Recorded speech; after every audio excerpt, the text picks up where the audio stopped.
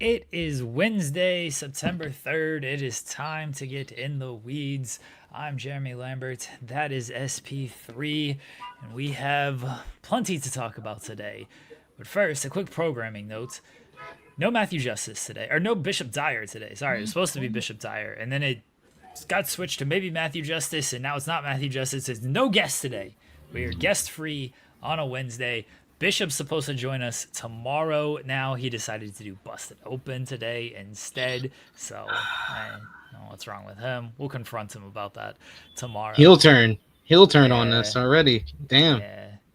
Matthew Justice will join us on Friday, and we also have another guest to announce on Friday, but I'm not sure if I can announce that guest, and I don't want to get ahead of myself in announcing. I shouldn't even say guest, it's guest, plural, out there on a Friday. So two big guests joining us on Friday, along with Matthew Justice. So we're scheduled to have Matthew Justice on Friday, scheduled to have Bishop Dyer tomorrow, and two more guests joining us on Friday. We're loading up on a Friday show. Also, we don't have to talk about TNA on Friday because you know that's all Joel wants to talk about is TNA on a Friday. So I'm glad we don't have to do that. SP3, how you doing?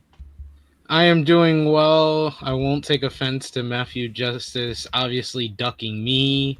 He doesn't It's want to not talk no. to me.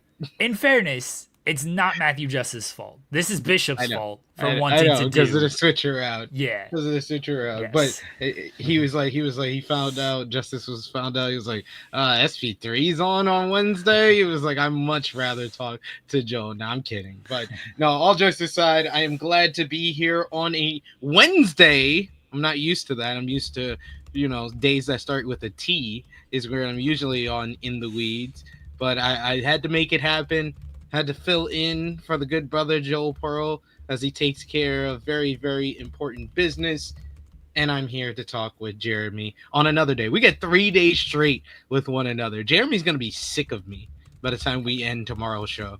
Never, because we're gonna talk some basketball today because there's some some Kawhi Leonard news that went down this morning. So we're not gonna talk about NXT. Who could possibly care about NXT? So you're telling me I watched NXT for no reason? I mean, I didn't force you to watch NXT. If you watch NXT, you're watching it for no reason. Let's be honest about things.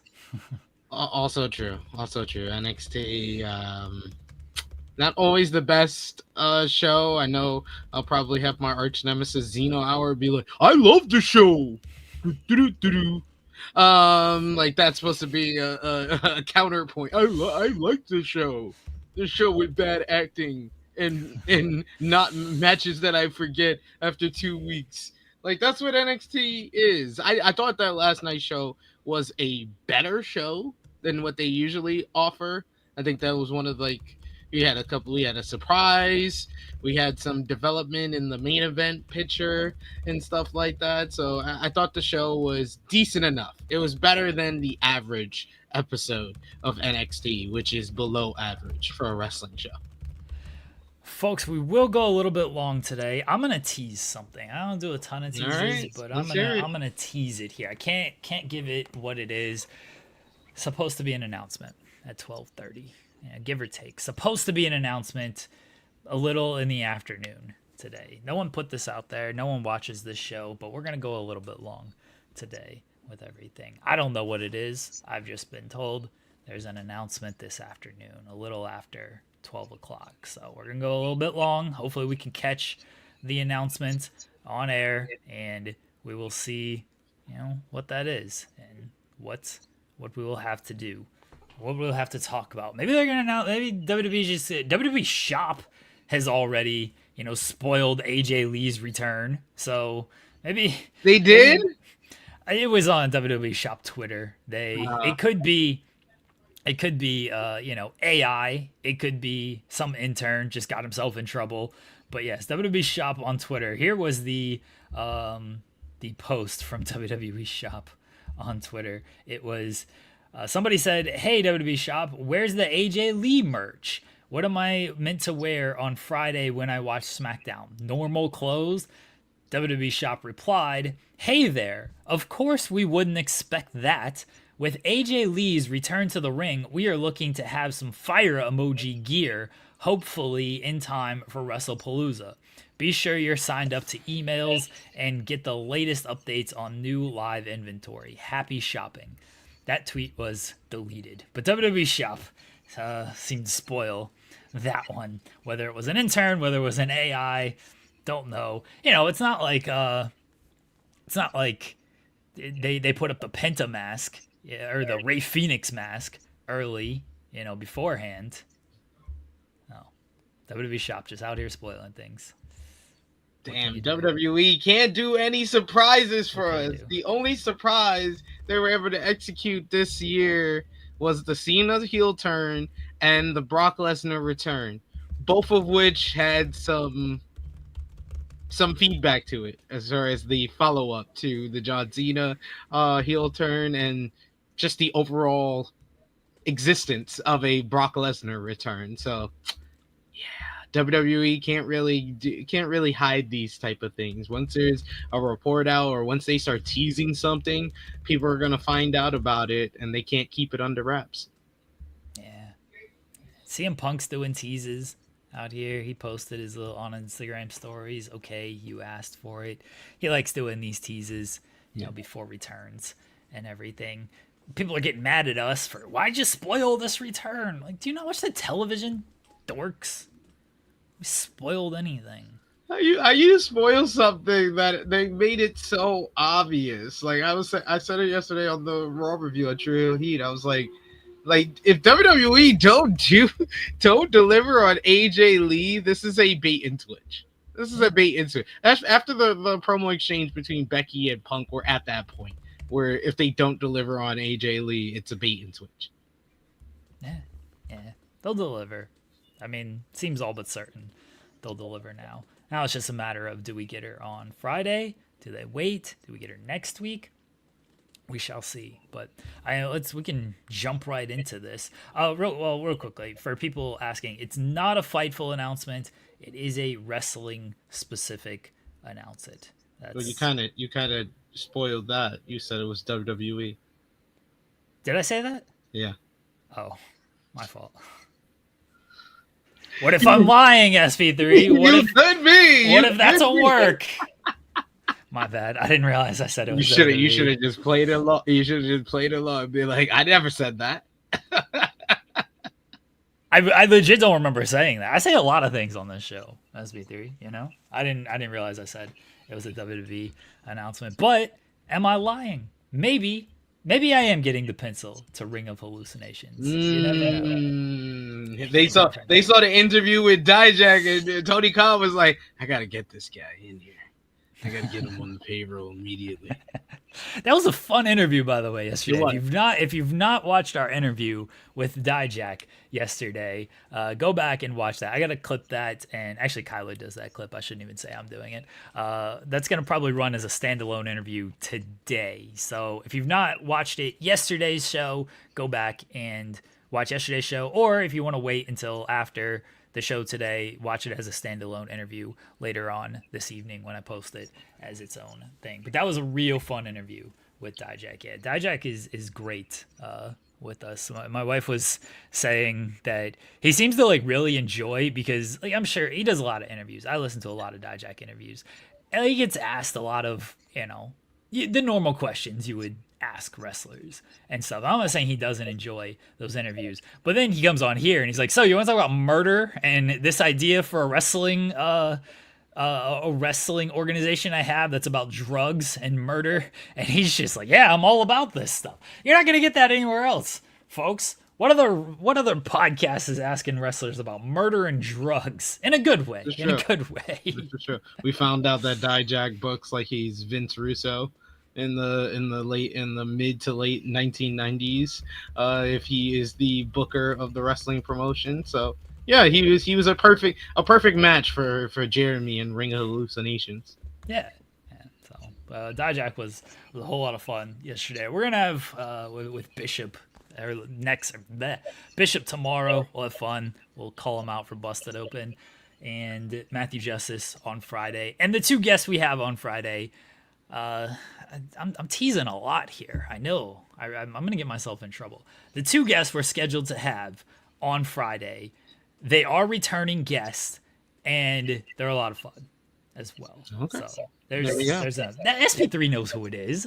I'm acting oblivious. I'm oblivious to I appreciate everything you're saying here. I'm looking forward to talking to Bishop Dyer tomorrow. Yes, I do plan on asking him about the dog food storyline. Yes, I do plan on asking him about the Applebee's waiter attire. So like, we're gonna have a good time. We're gonna have a good time tomorrow. He's not going to talk about that on Busted Open today. Exactly. Yeah. We asked him the real stuff. The real stuff. I mean, I've been watching I watched Corbin's entire WWE run because I was big into NXT on the WWE network when he made his debut over there. So I want to ask him about like does he remember like the first time they started counting during his matches? You remember that? During I do. Matches when they used to count off how long they used to run, and his rivalry with Bull Dempsey and his partnership with Rhino. Come on, man! I forgot about the partnership with Rhino. His feud with Joe's a little underrated. It is. Yeah, it is. I definitely agree with that. Him and Joe had good chemistry with one another. Yeah, they did. Zeno, it is not Kemi. I will tease that the guests that we have on Friday are wrestlers, not regulars who come on this show and are just always welcome. They are allegedly wrestlers. Allegedly. I don't know. Oh yeah, we gotta definitely ask about the Wolf Dogs. Yeah, I wanted the Wolf Dogs to last longer. I was a big proponent of the Wolf Dogs. Who else is Corbin team with? Let's work out partner promo punch in the face here. So Djack, Braun Breaker, and who's another Rhino? Famous Rhino. You wanna do Rhino? Rhino. I'm trying to think of other people he's teaming. He teamed with Drew McIntyre. Dolph? What about Drew? Dolph? Oh, Drew. Drew McIntyre. Bobby Lashley. Oh yeah. Headband Bobby Lashley too. Yeah, headband Bobby Lashley. Yeah. Headband Bobby. Did he win titles with anybody else? Because like, I don't think he ever won the tag team titles. Only the NXT tag team titles, if I'm not mistaken. Yeah. I'm trying to think of any like Raw or SmackDown tag team title run, but nothing. Just the NXT. Yeah, nothing's coming to me. Oh, JBL. Madcap Moss. JBL. Lacey Evans. We're not going to use Lacey Evans and partner from a bunch of the face. We're going to get him in trouble if we do that. Apollo Crews, the dark match tag team. Oh yeah, that team lasted for like 2 weeks. Like a day. Yeah, that was something. Now we'll use Drew. I think Drew would be a fun one. That's a tough one. Djack, Braun, and Drew. That's a tough one. Yeah, that's gonna be the partner promo punch in the face for Bishop tomorrow. All right. We need to comprise like this. We need to make like this show like our production meeting for the It typically is for Bishop Dyer interview. We need to come to him with our top 5 Bishop Dyer, aka Baron Corbin, rivals in the history of his career. I think just dog food in general. Dog food. Yeah. Black khakis. Black khakis. Kurt Angle retirement matches. Oh boy. Yeah. I think Kurt Angle is in his top 5 rivals of all time. If you really think about it. Is it? Think about his career. Like, how many rivals really stand out more than Kurt Angle? Like, he feuded with him for months. That whole thing was built for months. To the point that Angle basically pulled John Cena out of his ass because he knew that Vince was going to give him Corbin. And he was like, no, here, John Cena, let me face John Cena. It's like, nope, you're facing Corbin. I forgot how long that feud actually was. It starts in 2018, like the summer of 2018, and goes all the way through to WrestleMania. The fans, I feel like the fans are a big rival. Fans, yeah. The McMahon family. Yeah, he got blamed Yeah, for. it's the McMahon. It's not the fans. It's the McMahon family. Yeah, That's his big rival right there. Jinder Mahal yeah. pinning him and beating him for the money. Well, John Cena. John Cena with the Cena. promos that he did against him, and then beating him for the Money in the Bank. I mean, costing him Money in the Bank, excuse me, and then beating him at SummerSlam 2018.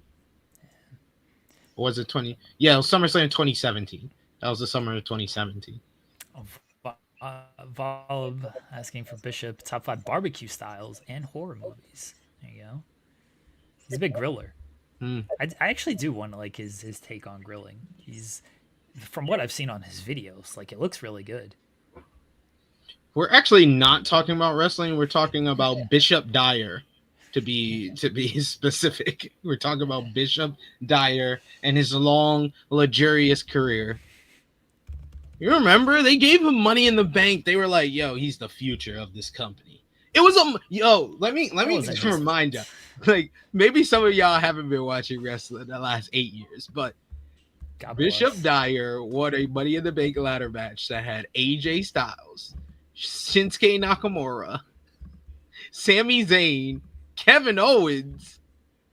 It was insane. It was really crazy at that time. Even at that time, like in the moment, it was crazy that he won that matchup. Even though it felt like going into that match, he was the favorite to win it. But it was like, nah, they ain't gonna really have him win it. And then they did, and it was like, they ain't even care. Then he just lost on his cash in. One of the very few to lose on the cash in. So Like a month after he won the briefcase too. yeah, wasn't good. Wasn't good.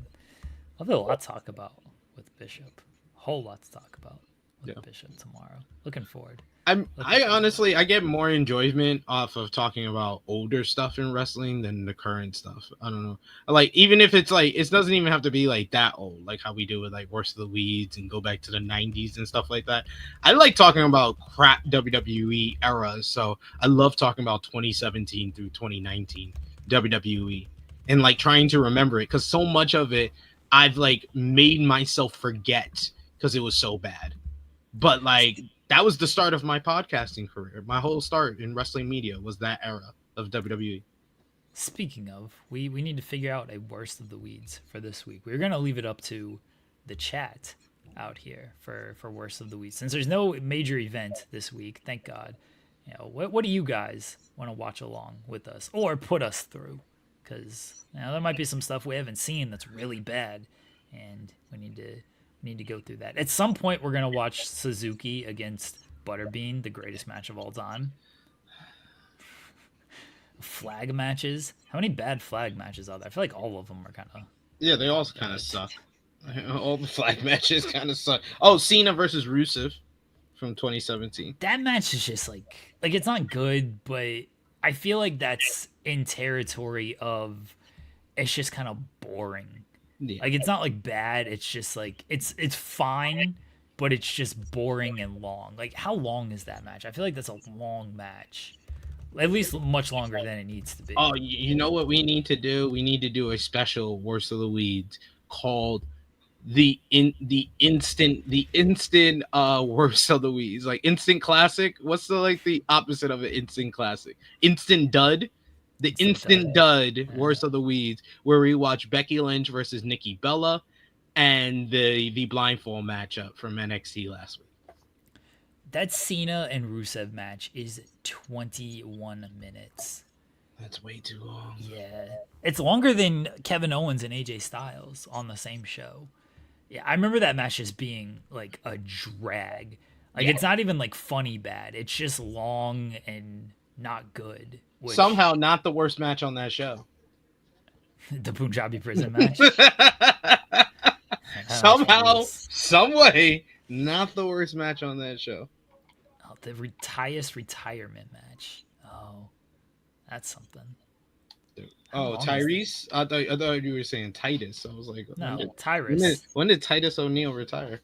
Tyrus retirement match. I mean, all of Tyrus's matches are bad. None of those are good. Yeah, like the EC3 match is exceptionally bad. I don't even remember. That's the one that I remember the most. The EC3 match is his last match. That's when he lost the title. That was in 2023. Yeah. That would be something. Yeah. Instant dud right there. Instant dud. Oh, the WCW Hardcore title match, the car scrap match, the scrapyard match. Do you remember that? I remember Oh, that. that's a good one. That's actually pretty good. Yeah, I wouldn't that's a mind good watching one. that. All Brothers of right. Destruction versus Chronic is another really bad match to go back and watch. I don't remember that, but I feel like that would be bad for the reasons that I would remember it being bad. It's 01 Undertaker. Everything he does is really bad after Yeah, WrestleMania 17. I mean, it's WrestleMania 17. it's 01 Undertaker, and it's also against WCW opponents. Yes. So he wasn't doing shit for those guys. He just wasn't. So, Mean Gene versus Mark Madden. Oh, that sounds terrible. Yeah. Wheeler, go back into the archives. We've Yeah. already watched Brothers of Destruction versus DX. Yep. Go watch the archives with that. That's a match where you couldn't see anything. The scrapyard match. That was on a tape. I mean, that was in a literal junkyard. So yeah, nobody saw shit. Oh, you know what's a good one?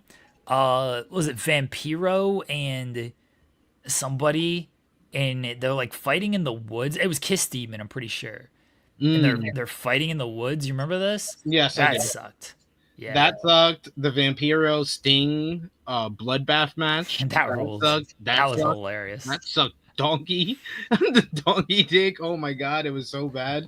Honestly, when I saw Vampiro over in like Mexico after WCW shut down, I was like, I'm surprised he has a job, because he always seemed good when I seen him on like WCW Nitro, but I swear every pay-per-view match was bad from Vampiro.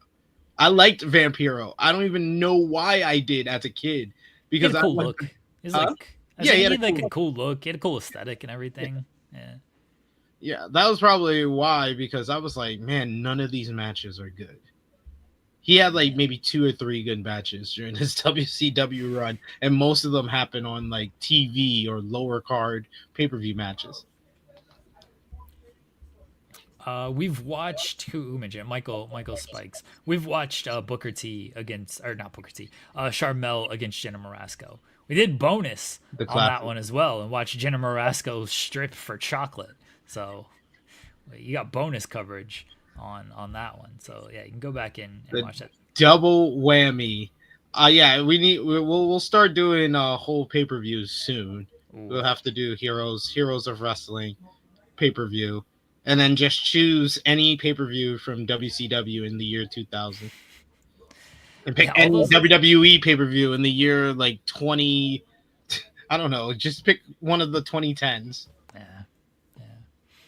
Maybe we'll do some Vampiro classics, because he had some shit in WCW. Thank you, Vampiro dance.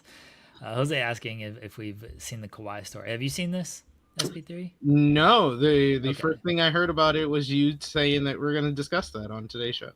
Okay, so this is from Pablo Torre, who does a lot of investigative journalism. And he reportedly signed a $28 million endorsement for a no-show job.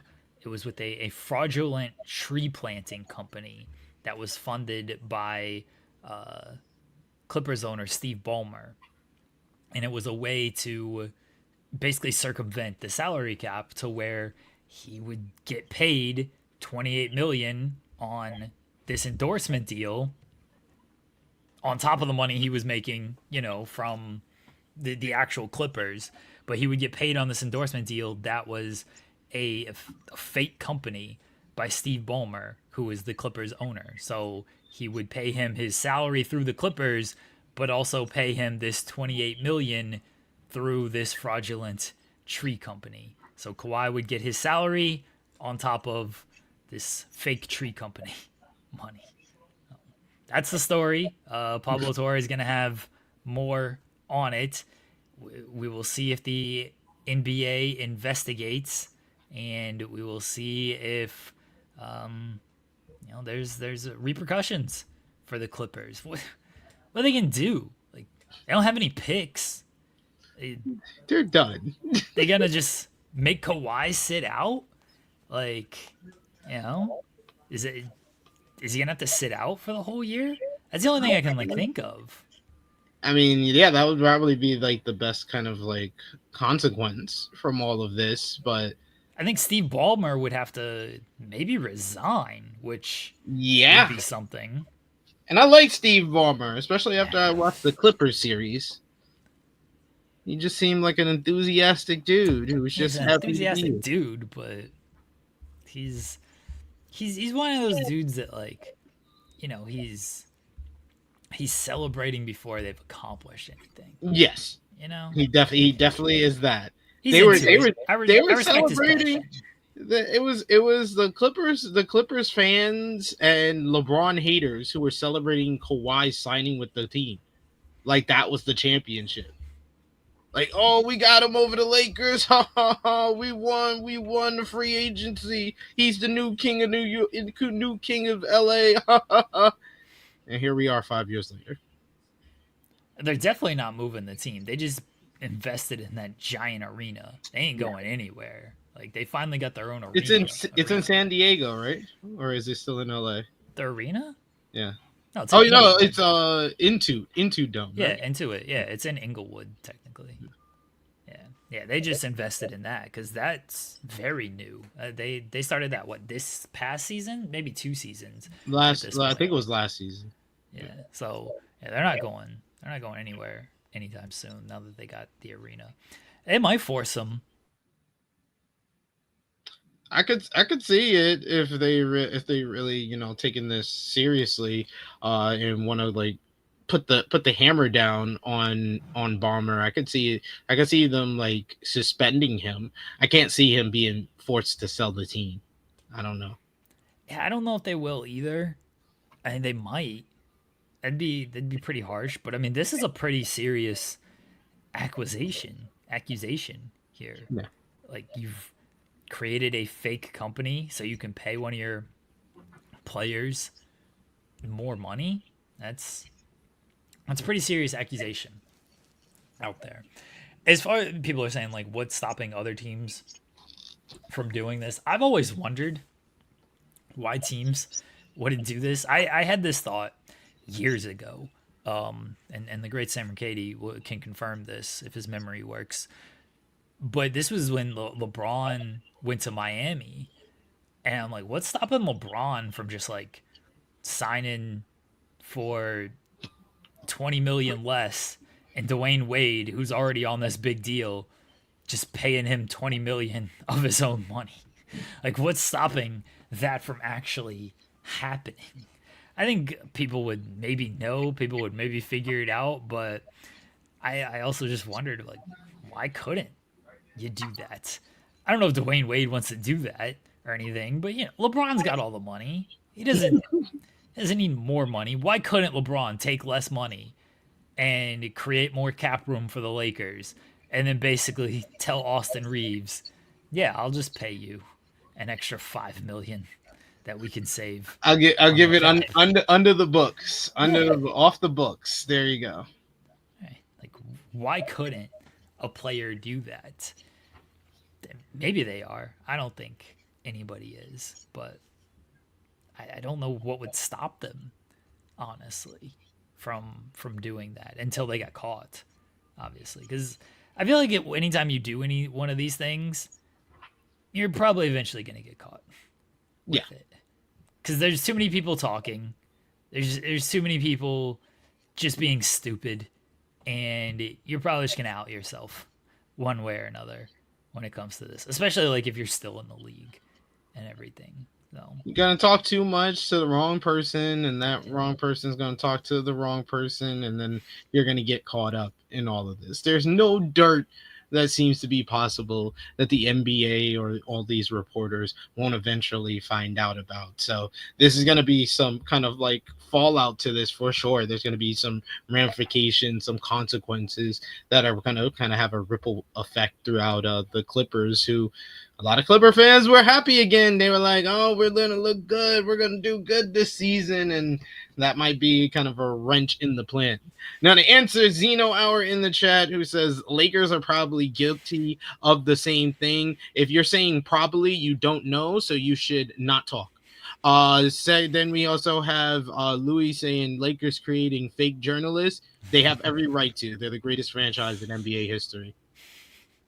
And Wheeler says, as a New Yorker, I never understood hating the other team in your state. You're a New Yorker. I'm a New Yorker. I know that's a bold-faced lie. So stop it. Stop it. Stop it. I don't know no Mets fans that don't hate the Yankees. I don't know no Yankees fans, even though the Yankees are way over here and the Mets are way down here. But I don't know too many Yankee fans who are fans of the Mets. And all the Clippers fans hate the Lakers and hate the Laker fans. So why should the Lakers fans then not hate the Clippers back? It's a rivalry. That's what sports is all about. Do Lakers fans hate the Clippers though? In the sense that like we don't hate the Clippers, we hate the Clippers fans. Fair. But it's like because a lot of them are just disgruntled Lakers fans or just basketball fans that never wanted to be Lakers fans. There's no rivalry. There's no real big rival because we haven't played in the playoffs. So. Yeah, the Clippers choked away that opportunity the 1 year that we almost got there. But there's no rivalry. There's just the Clippers haven't done anything. They've made one conference finals, two conference finals. One conference final. I thought maybe they made it previously. But no. Yeah. CP3 and Blake Griffin never did. Yeah. I was giving them too much credit. Sorry. Yeah, Yankees and Mets hate each other. The Cubs and the White Sox hate each other. This goes in all. Texas and Texas Tech is a rivalry.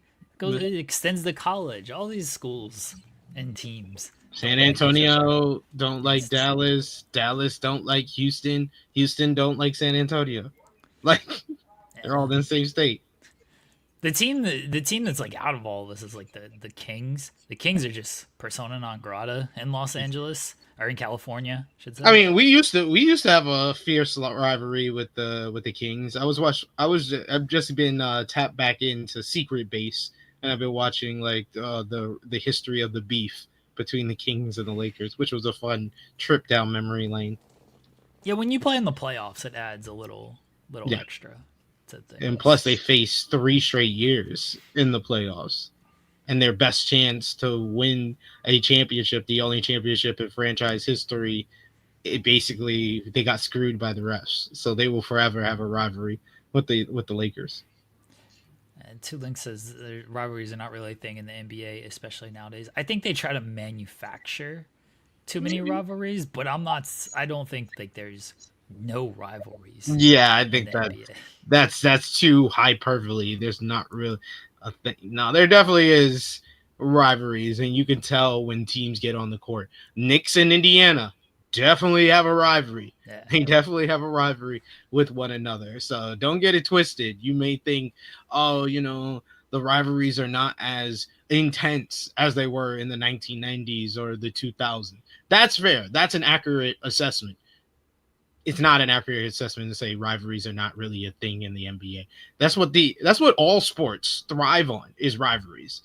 Sometimes NBA, it does try to manufacture them, but you see the real rivalries. The real rivalries rise to the surface every single time. The Thunder are playing the Bucks and the Pacers for NBA rivalry week. Those are nationally televised games. I was like, that is not their rivalry. Another one, Indiana and Milwaukee. That's actually a rivalry. Yeah, Boston and Miami was, but that's cooled off with Jimmy Butler leaving. I think there's still like good player rivalries, and that extends to the team. Like I think there's a Lakers-Warriors rivalry because there's a LeBron and Steph. Yeah, rivalry. There definitely is, and plus they're the two teams that have dominated California for the past 25 years.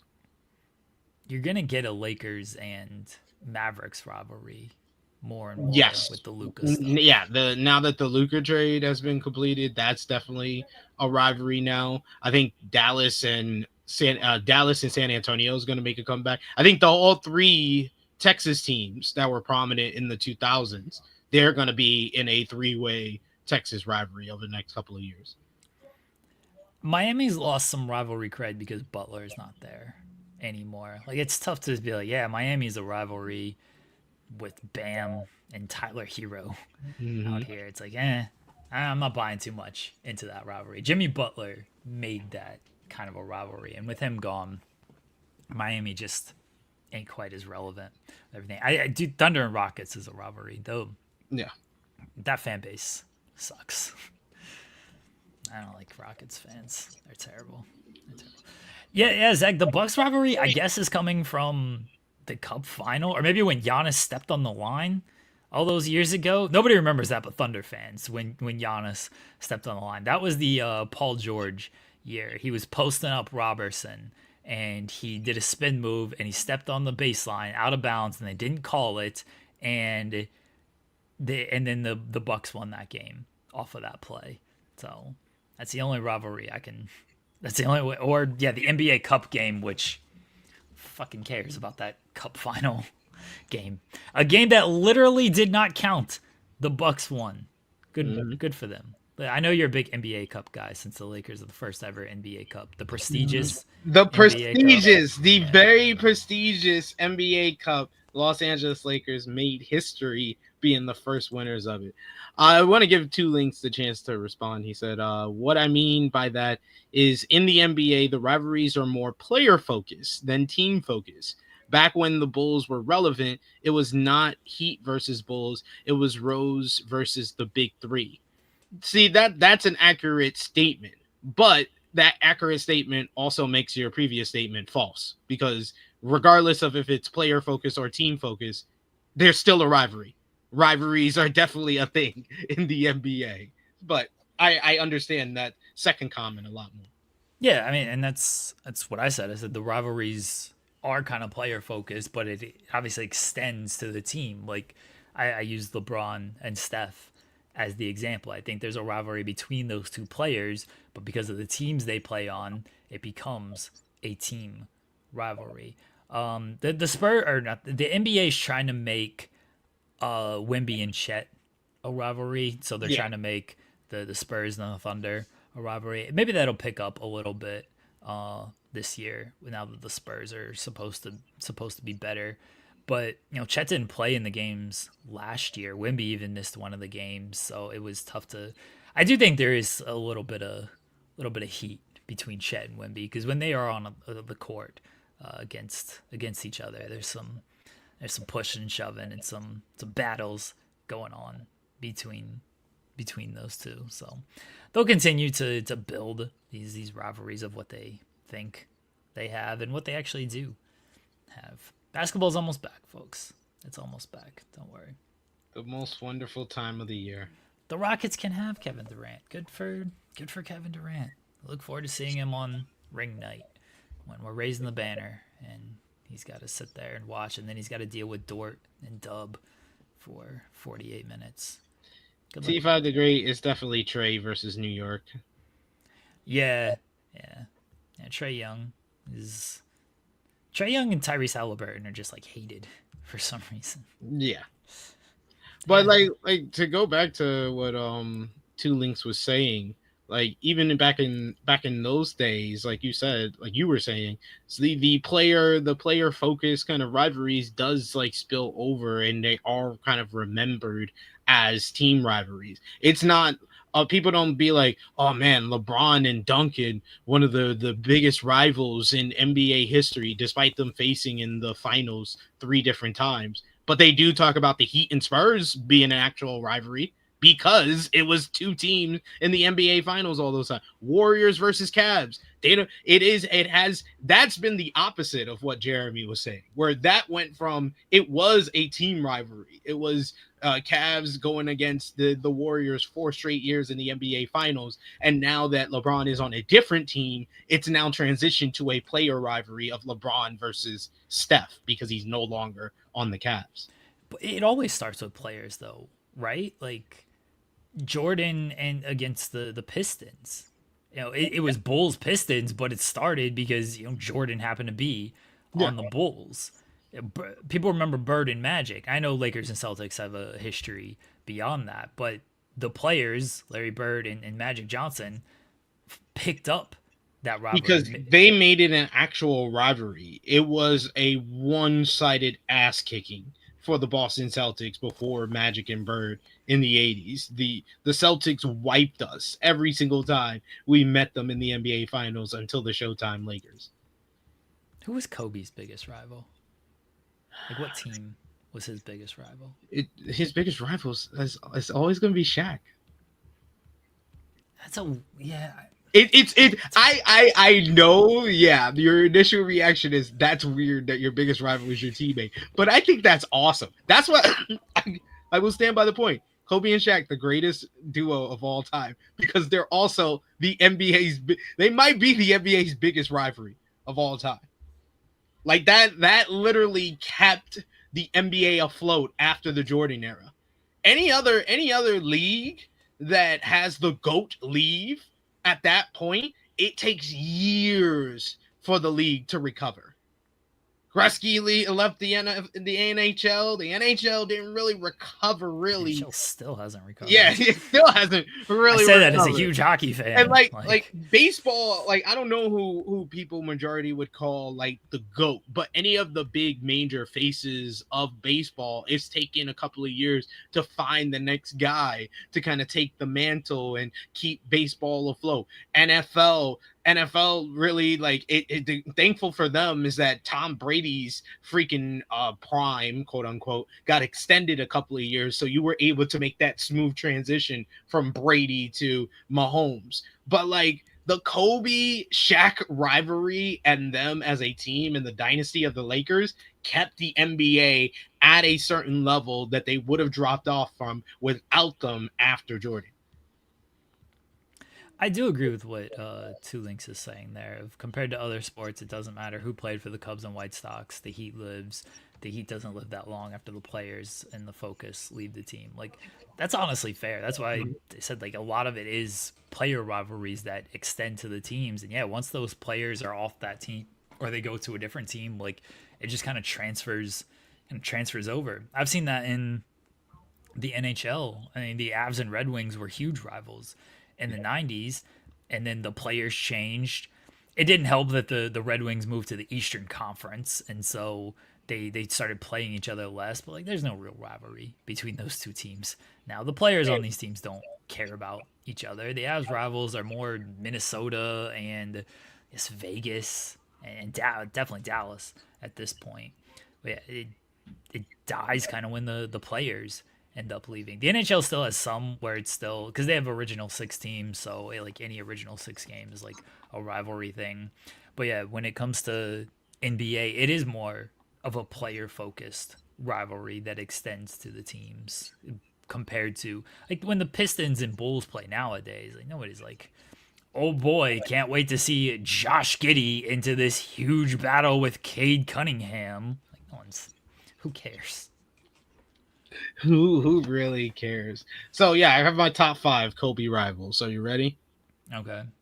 Number 1 is Shaq. All right. Number 2, the Boston Big Three. Okay. Yeah. Like Number 3, because it's not a one-on-one matchup, I can't give him Duncan. So number 3 is the San Antonio Spurs. The Spurs in general are his rival for sure. And then then it's very much like LeBron. If I did a top 5 LeBron rivals, it would start to get a little bit crazy after like 3. And with Kobe, it's the same thing. Number 4 is Bruce Bowen. Number 5 is Ruben Patterson, the original Kobe stopper. I kind of agree with people in the chat. Like MJ's ghost is kind of feels like it's number 1 for Kobe. Like he's just forever going to be chasing, Jordan, the ghost of Jordan, the legacy of Jordan, and that's where, he could never match that.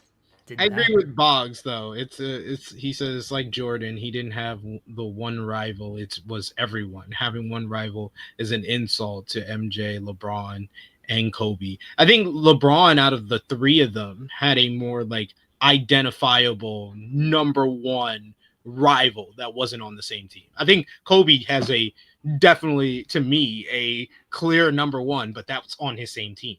LeBron, clear rival and number one on the list is Steph Curry. I was saying for LeBron, it's Paul Pierce. It's definitely not Paul Pierce, despite what Paul Pierce. Despite what Paul Pierce was to say, Paul Pierce would probably put himself number one for LeBron, for Kobe, and Kobe, and Jordan. Yeah, for Jordan. He was like, rival. man, I was making people forget about Jordan, man. You should have saw me. You should have saw me. I had more versatility. I had more in my bag. I was just a better offensive player. Yeah, Paul Pierce. What a guy. They don't love you like that, Paul Pierce. Sorry. Oh, yeah. European soccer club rivalries are a different level.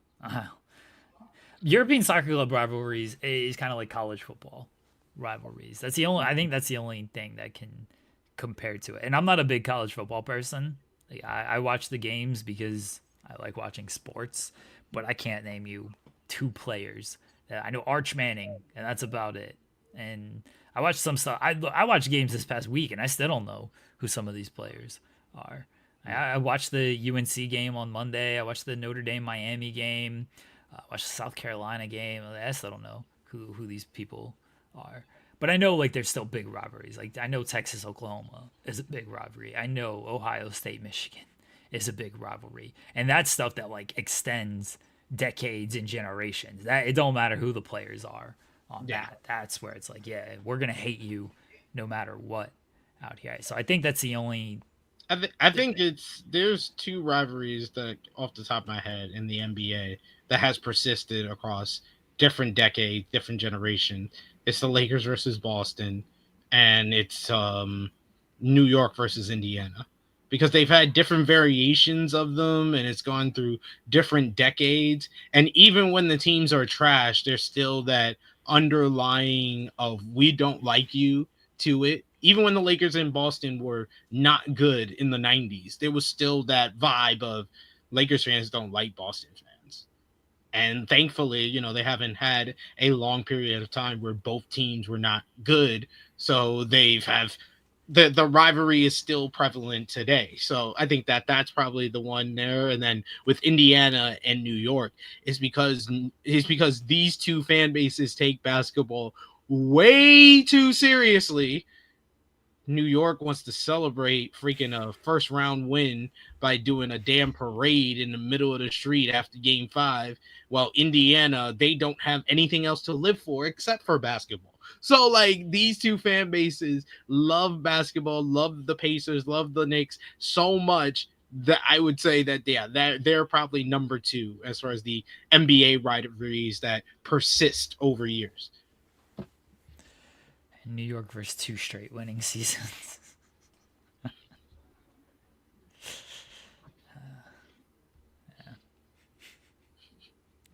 Cowboys delayed grass is on fire here. Cowboys don't have a website because they can't put 3 W's together.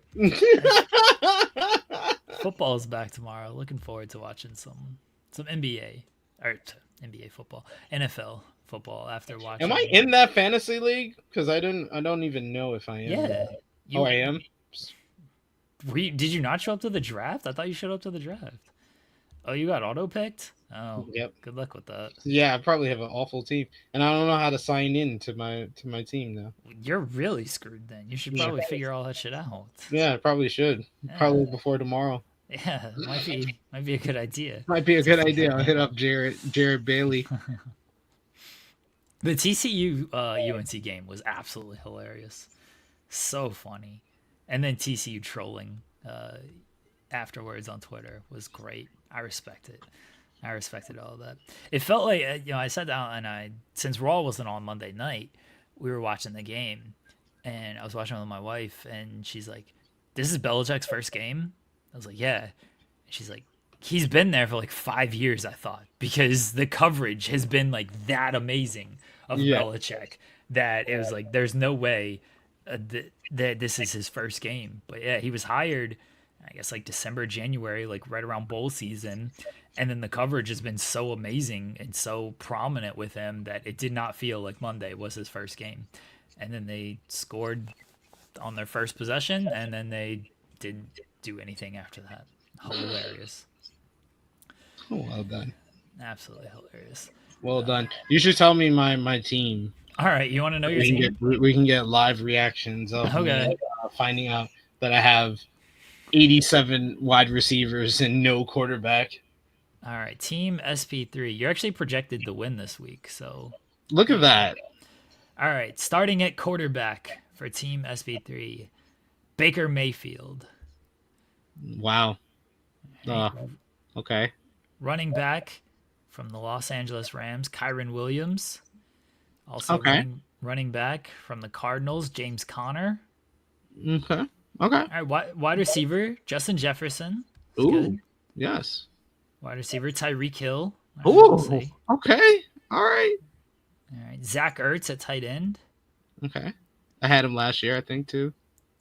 Devontae Adams at wide receiver. Calvin Ridley. These are flex positions. Okay. Calvin Ridley. hmm James Bates, Jesse Bates. I don't know. The Detroit Lions kicker is your kicker. I don't know Okay. his first name. You also have the Detroit Lions defense. hmm Caleb Williams as your backup quarterback. Okay. Isaac Garindo as a backup running back. Okay. Jay Blue. I don't know his first name. He's the Cowboys running back. Okay. Pittsburgh running back. You got a lot of running backs on your bench. I see that. I was like, I'm waiting for my second quarterback. You got to use second. Caleb Williams is your backup. Okay. All right. So not that bad. Jay Warren. I don't know his first Yo, name. He's right, like Pittsburgh. Henry said it best. I was like, I'm hearing all these names. I'm like, what? Why did the auto draft better than I would have? Oh, That's probably the Wilkins. best out of all the auto draft teams. Wilkins is the person who got screwed in the auto draft. He got like 15 wide receivers on here. You got Chris Godwin, Tampa Bay receiver, Jacoby Myers, and I think it's Brenton Strange from Jacksonville, backup tight end. So there you go. There's your team. Okay, It's not All right. terrible. It's all right. it's actually good. I like my wide receivers. I was worried about that. That's usually the position I do my best on. So I was worried I wasn't gonna do as well for the auto draft, but I actually like that. This is good. Kinda- This is good news. Good news, y'all. Good news, y'all. Yeah, I kind of think that Tyreek Hill might be washed. So we'll see. I hope you're wrong. Anybody want to rate my team? Since we gave SB3's team. So I actually drafted my team. I got Jared Goff as the quarterback, Derrick Henry, running back, Alvin Kamara, running back, Brian Thomas from Jacksonville, Cortland Sutton, TJ Hawkinson, Roma Adunze, Travis Etienne, too many Jacksonville players, Will Lutz. I have faith in Jacksonville. I'm appealing to Tony Khan here. Will Lutz is the kicker. Denver defense. For the bit, I took Bryce Young because my team name is of Very Bryce nice. and Men. So I took Bryce Young like second to last round. I took kicker last round, but Bryce Young was like second to last round. DeAndre Swift, Jaden Higgins, the rookie out of Houston, Rashad Bateman, Baltimore wide receiver, Mhm. Marvin Mims, Hunter Henry, and Chig Okonkwo, the tight end Okay. from Tennessee. Anybody wants to rate my team, tell me that I did bad or good. I don't You almost did as well as my auto draft. I'm fine with this team. Like I just have to figure out how to sign in. I'm good. to you go. can't even use your team. So what good is it? Hey, I got to do that, and I got to do Well, I can still do it on my. I think I can still do it on my computer when I go out to the UK. But Sleeper doesn't work on my phone when I'm out in the UK. Oh, really? So I would have to do it on my computer. But it did work last year when I was on my computer. And yeah, I got 4 months to bet on football games before I'm back in the UK and can't bet on it anymore. I gotta get those bets in now. Yeah. Yeah. I'm going to my nephew. My nephew been making money. He needs to get a job after he graduated college, but he hasn't been able. He hasn't had to because he's been making money off of bets. Good on him. Yeah. To follow him. Well, need to tail him on the bets there. Get my money up. Yeah. Breaking news. Oh boy, here we go. No, this is not the breaking news that I was teasing earlier. This is. People are going to be very disappointed when I plug this as breaking news. The final negotiation between the Hardys and Team 3D ahead of their TNA Bound for Glory showdown will take place at this Friday's TNA Impact taping in Minneapolis. There you go. Why did you start it off by saying? Because that's what their tweet is. Their tweet says breaking news, so that's why I started it off like that. I wasn't trying to sell that as anything more. I was literally just reading their tweet verbatim. The final negotiation. The final negotiation. This is when what are they negotiating? This is when you know that wrestling is running out of phrases for promo segments. The final negotiations. I remember when everything was a contract signing. You didn't need to promote it as a face-to-face under the same roof. All this nonsense, especially that we've been seeing this year. AEW always does their face-to-face and stuff like that, but WWE did the same segment with John Cena and Cody Rhodes 3 weeks in a row and named it a different thing every week. They're under one roof, face-to-face, final time before WrestleMania. That was always good. Yeah, the bigger breaking news is Stream East has been shut down. Not that we condone using Stream East or any of these websites, but that is pretty big news that Stream East has been shut down. I don't use Stream East. Oh, I didn't use Stream Me either. East. When I was out in the UK, I used a different site. I won't say it because I don't want it to get caught. Yeah. Let's not throw that out there and get people in trouble.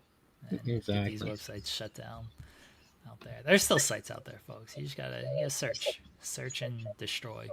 You gotta search, or we could do like Stephanie McMahon and promote VPN and get people mad at us. She's just reading. It's an ad. I don't know why people were mad about that. They're maybe don't take a VPN ad for that show if that's what's gonna, happen. But she's just reading an ad. It's not her fault. And she read it well. Good on her. Exactly. Good ad reader. Good on her. Good ad read. There's an art to the ad read. I don't know if people realize this. Yeah, I don't like when they do contract signings when they've already announced the match. Yes. I think that's stupid. Yes.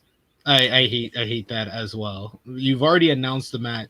If you're gonna do a contract signing, you got to do it the week after you announce the matchup, at the very least. If you're doing this and you're hyping the matchup for weeks and then you do a contract signing the week before the pay-per-view, that annoys the hell out of me. You're telling me you didn't have this whole match confirmed and solidified until the week before the show? That's just poor planning. Let's do a contract signing. Didn't you already make this match official? Why are we doing this contract signing? What happened? Someone needs to actually they've tried to do the, I'm not going to sign the contract, or somebody's stealing the contract, everything. Someone needs to actually just not sign the contract. Just be what are you going to do? You going to not deliver on this advertised match?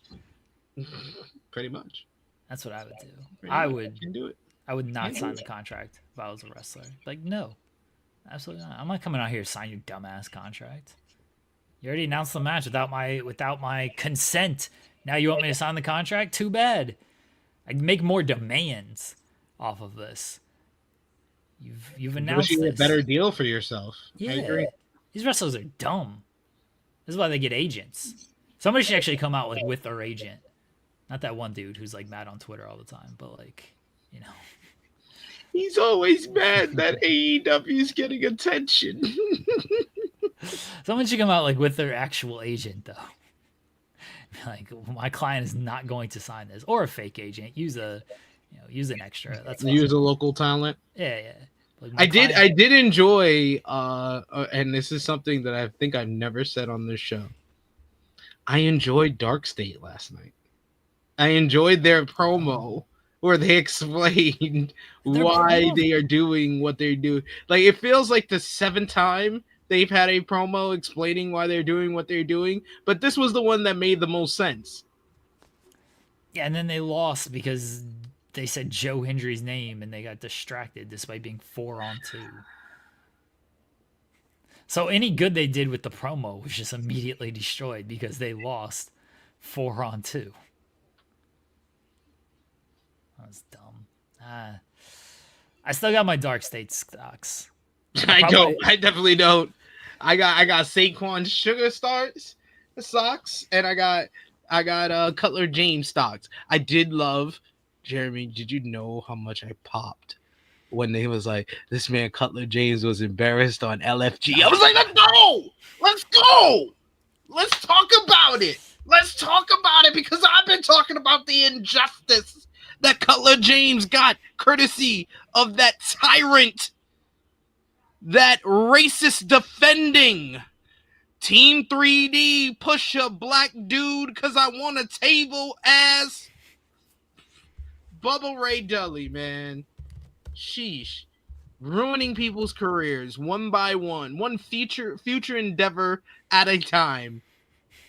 Bubba Ray Dudley putting him, embarrassing and disrespecting Cutler James.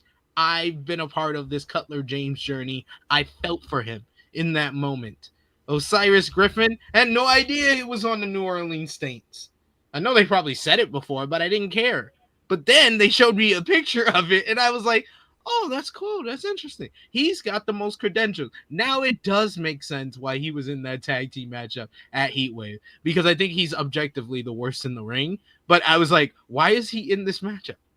But then they said, oh, he was on the New Orleans Saints. I was like, oh, you're a football player. This makes sense. Then you had my boy Saquon Sugars, who took 6 years to get to WWE. How disrespectful is that? Saquon Sugars should have been in WWE. He's got charisma off the yin yang. He looked like one of the yin yang twins. This guy is awesome.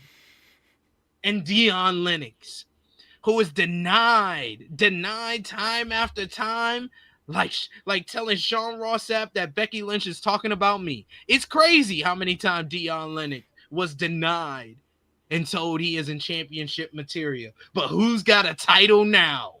That promo was well done. First good promo of Dark State. It only took them 6 months.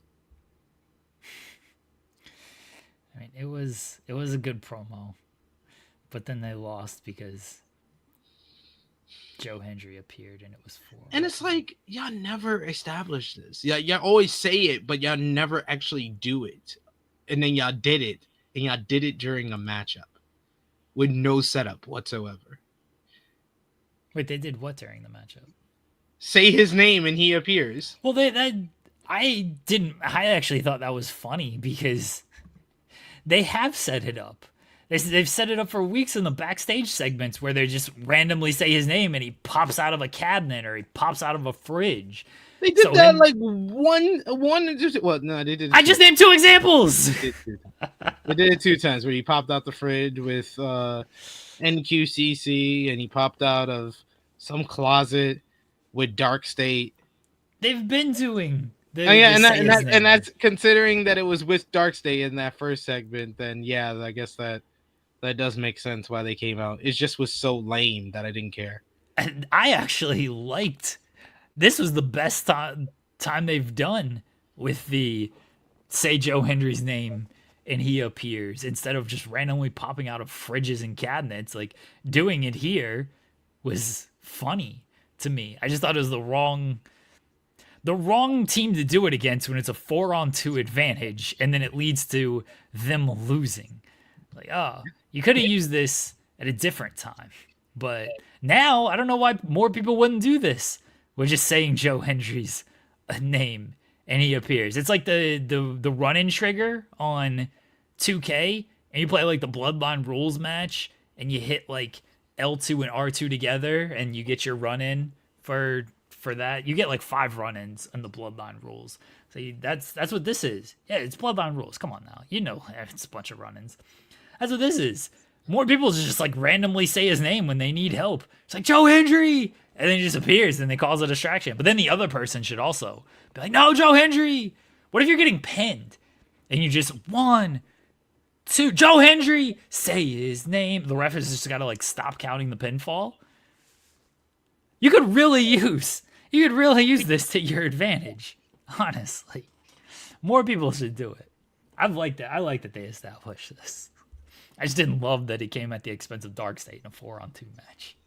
The more you talk about this, the more I hate this even more. Why do you hate fun, SV3? I do. No. Don't do that. Don't do that, Skip. I love me some fun, but this is just goofy. It's just goofy. Yeah, it's goofy. It's goofy, and it's a lame thing. It's extremely goofy. It's a lame thing that Joe Hendry has been doing for the better part of 3 years, and yeah, I like Hake and Tank though, so I accept it, but I don't like it.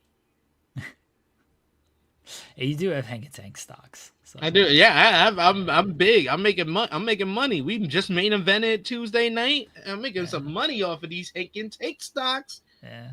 2-on-4. 2-on-4. Because Ricky and Oba can't coexist. Color me shocked. Same stupid thing that they do every single time with 2 people teaming together. They love the upcoming opponent's team and then fight each other. Like, come on now. Can we do something else, please? They don't know how to do anything else. The fact that they literally just did this with Trick, Oba, Javon, Moose and Trick, like against Darkseid. Like it was just like that's so weird. Like why doesn't who writes NXT? Like apparently Shawn Michaels. Oh. Apparently. Okay. I like the Joe Hendry bit. Yeah, I think they should go even more with it. No, they shouldn't. Yeah. You're in like a submission, and it's like Joe Hendry, say his name, and he appears. So is Joe Hendry part of NXT now? Yeah. Establish that? Yeah. Because he's barely in TNA. Like I saw him on TNA last week, and he was just attacked back. He was taking a nap backstage, just asleep on the floor as Eric Young stood over him. He's feuding with Eric Young. I mean, when you're feuding with Eric Young on TNA television, they don't really care about you, so you might as well come to WWE. Yeah, they've completely just made him part of NXT. Like he's, I don't know if he's going back to TNA at this point. It is kind of crazy to me though, because like I thought that like one of the big feuds this year when at the beginning of January when he came back, I thought one of the big feuds for TNA would be Mustafa Ali versus Joe Hendry. And they straight up just did it on an episode of Impact, like 1 week build, and then that's it. Like you would think by the way that match ended with Agent Zero helping Ali get the win, you would think this was the start of a rivalry, but they just did the match and then moved on. And now Joe Hendry's feuding with Eric Young. No, like TNA is hilarious to watch sometimes. I will give them that. And TNA is something else. It's NXT light. That's why I prefer NXT, because it's the TNA show. Honestly, yeah, it is. It is. It's the Asia. It's the A show. It's the Monday Night Raw of TNA. It's NXT. I did like the Lola Vice vignette talking about her family background and her doing MMA and showing her mother and her sister and stuff like that. I like the character profiles that I was about to say TNA A show NXT usually shows. This was a good one. And actually, I think if they, they continue on it, which they did tease at the end of the vignette this week, that they're going to do one on her dad next week. If they continue with that and they can put some focus on her and expand upon her character a bit, I think that she could win the NXT Women's Championship, even though I felt for months Lola Vice was ready for the main roster call up.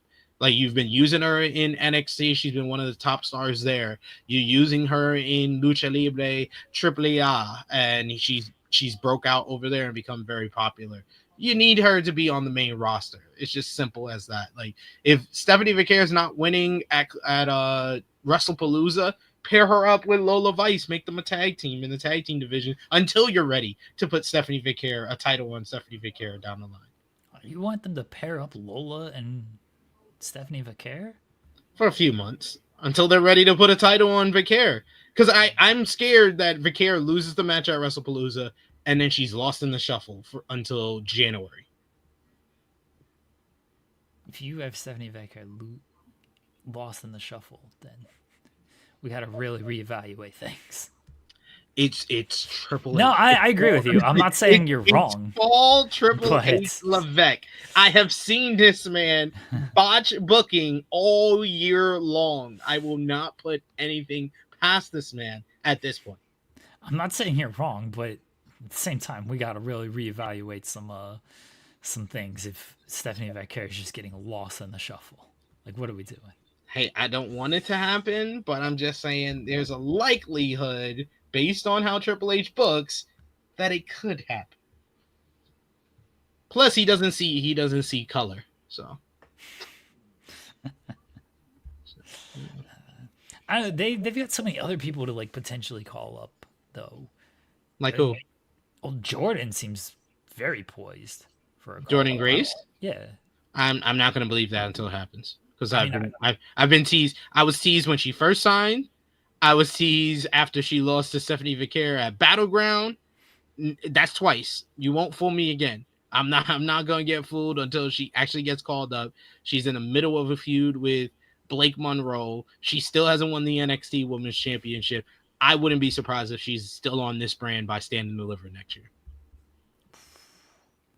And I agree with that face, because that is a damn shame if it is the case. But that's how I feel right now. Yeah, like I'm with you. I get what you're saying. She probably should have been called up by this point. Like, yes, she should be on SmackDown. SmackDown clearly. Yeah, SmackDown needs some help. Like, you can literally put the title on. I don't know. Yeah, you can put the title on Jordan Grace. You can put the title on Blake Monroe, because that's the main women's rivalry right now. So that should have the JC Jane's in tag team stuff for some reason. That the Blake Monroe Jordan Grace rivalry should have the title. So have JC drop it to one of them. Call up the entire Fatal Influence, put them on SmackDown. Call up Sol Ruka and Zarya, put them on SmackDown. Call up Lola Vice and Lola Vice can go over to Monday Night Raw. Jada Parker can go over to Monday Night Raw, because I'm sure there's somebody that she can travel with on that brand. And Lash Legend and Trick Williams, they can go to Monday Night Raw.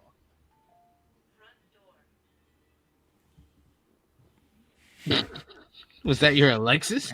Yeah, my sister just went home.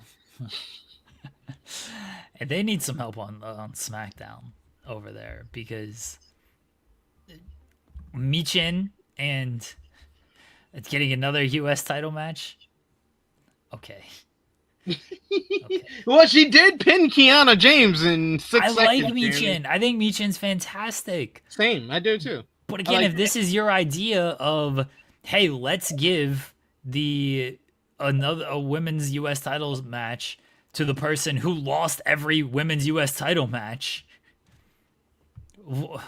what are we doing? And the way you set it up is a 6-second victory over someone who hasn't wrestled in 18 months. Like, those are your big ideas? And the fact that Julia is just not wrestling is like, they just, here's backstage. Stephanie Vaquer is just not wrestling. No, just backstage segments for you. That's what you get. He's got some of the best women's wrestlers in the world today, and he just won't let them wrestle. It's the same thing we said about EL Sky during her title reign. It's hilarious that he's like, oh, well, why did they need Evolution? Evolution is being on the main cards and everything. It's like, well, yeah, you booked a 6-match card with one women's match. Maybe that's why you need Evolution. The advertised women's match you had got pulled, which, all right, was probably didn't. I get that. But you didn't replace it on that show. No. You're putting it on Raw instead. Or you're putting it on WrestlePalooza. Sorry. Yeah. On WrestlePalooza. Like, what? What are we doing? Dumb. I don't think there's the thing, like, I can't say Julia's benched. I can't say Io's benched. They're on TV. It's just they're in backstage segments. Benched is not being on TV at all. That's where you're just off television. Omos. You got nothing going on. Yeah, Omos. Oh, he's on AAA. But yes, in the WWE world, I agree. Yeah, in the WWE world, benched.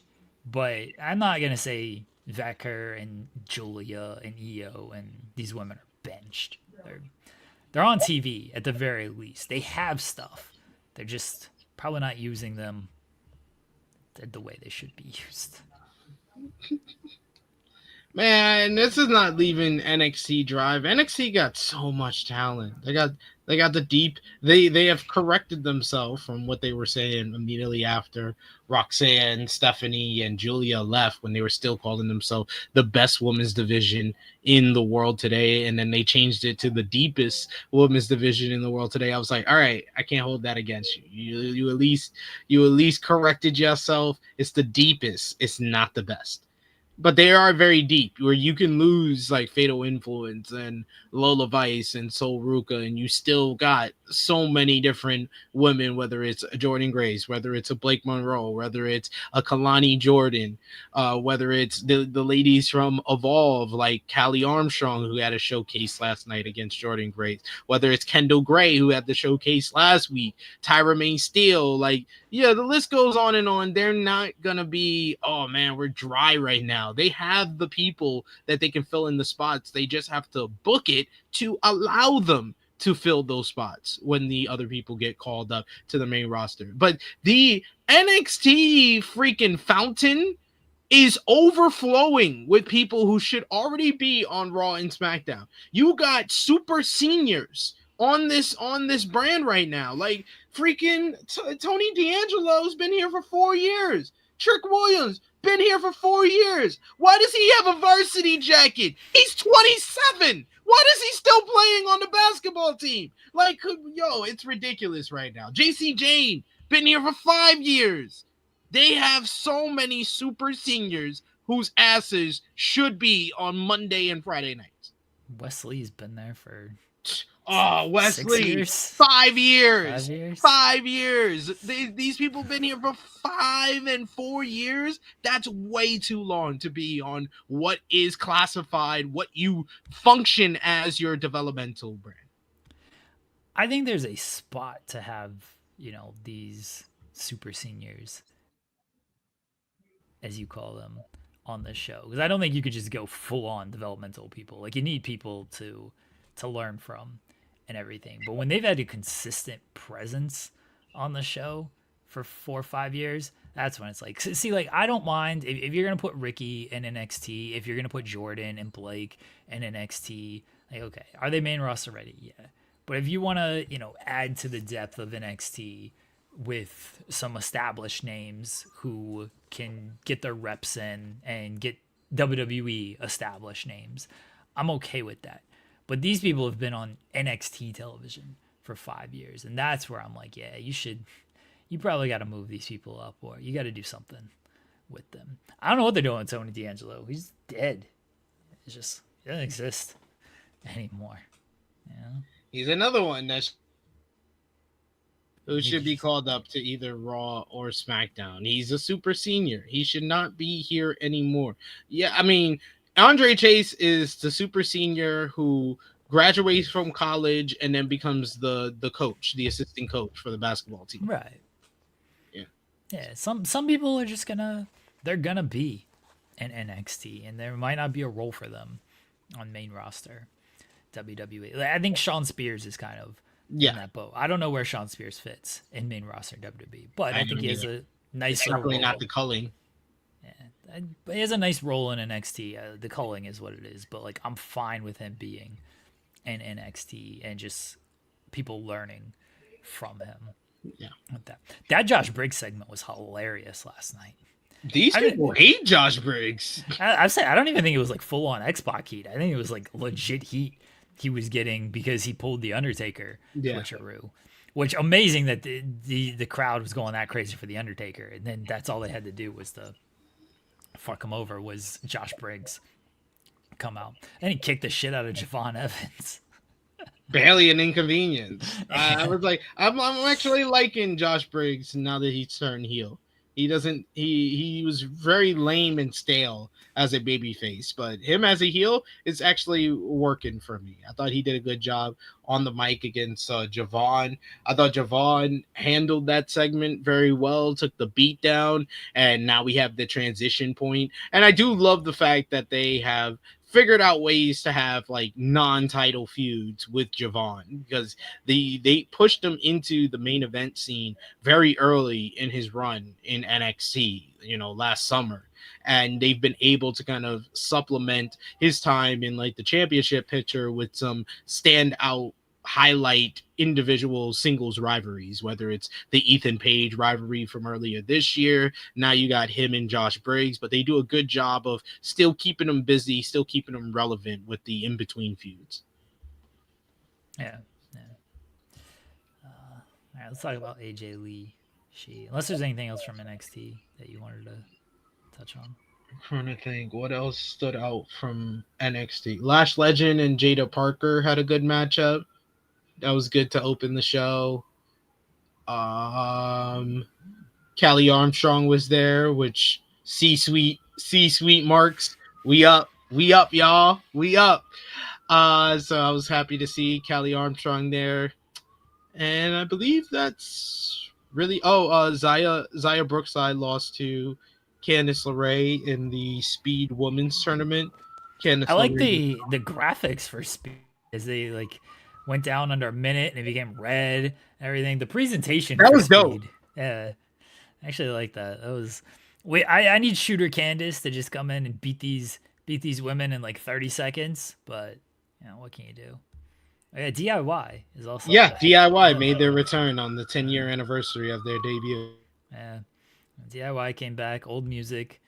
They're just baby faces in NXT, even though they're dicks on SmackDown television. They're just baby faces out here in NXT. Who does Trick get as partner? Wes Lee? Is that going to be his partner for this? Okay, somebody, right?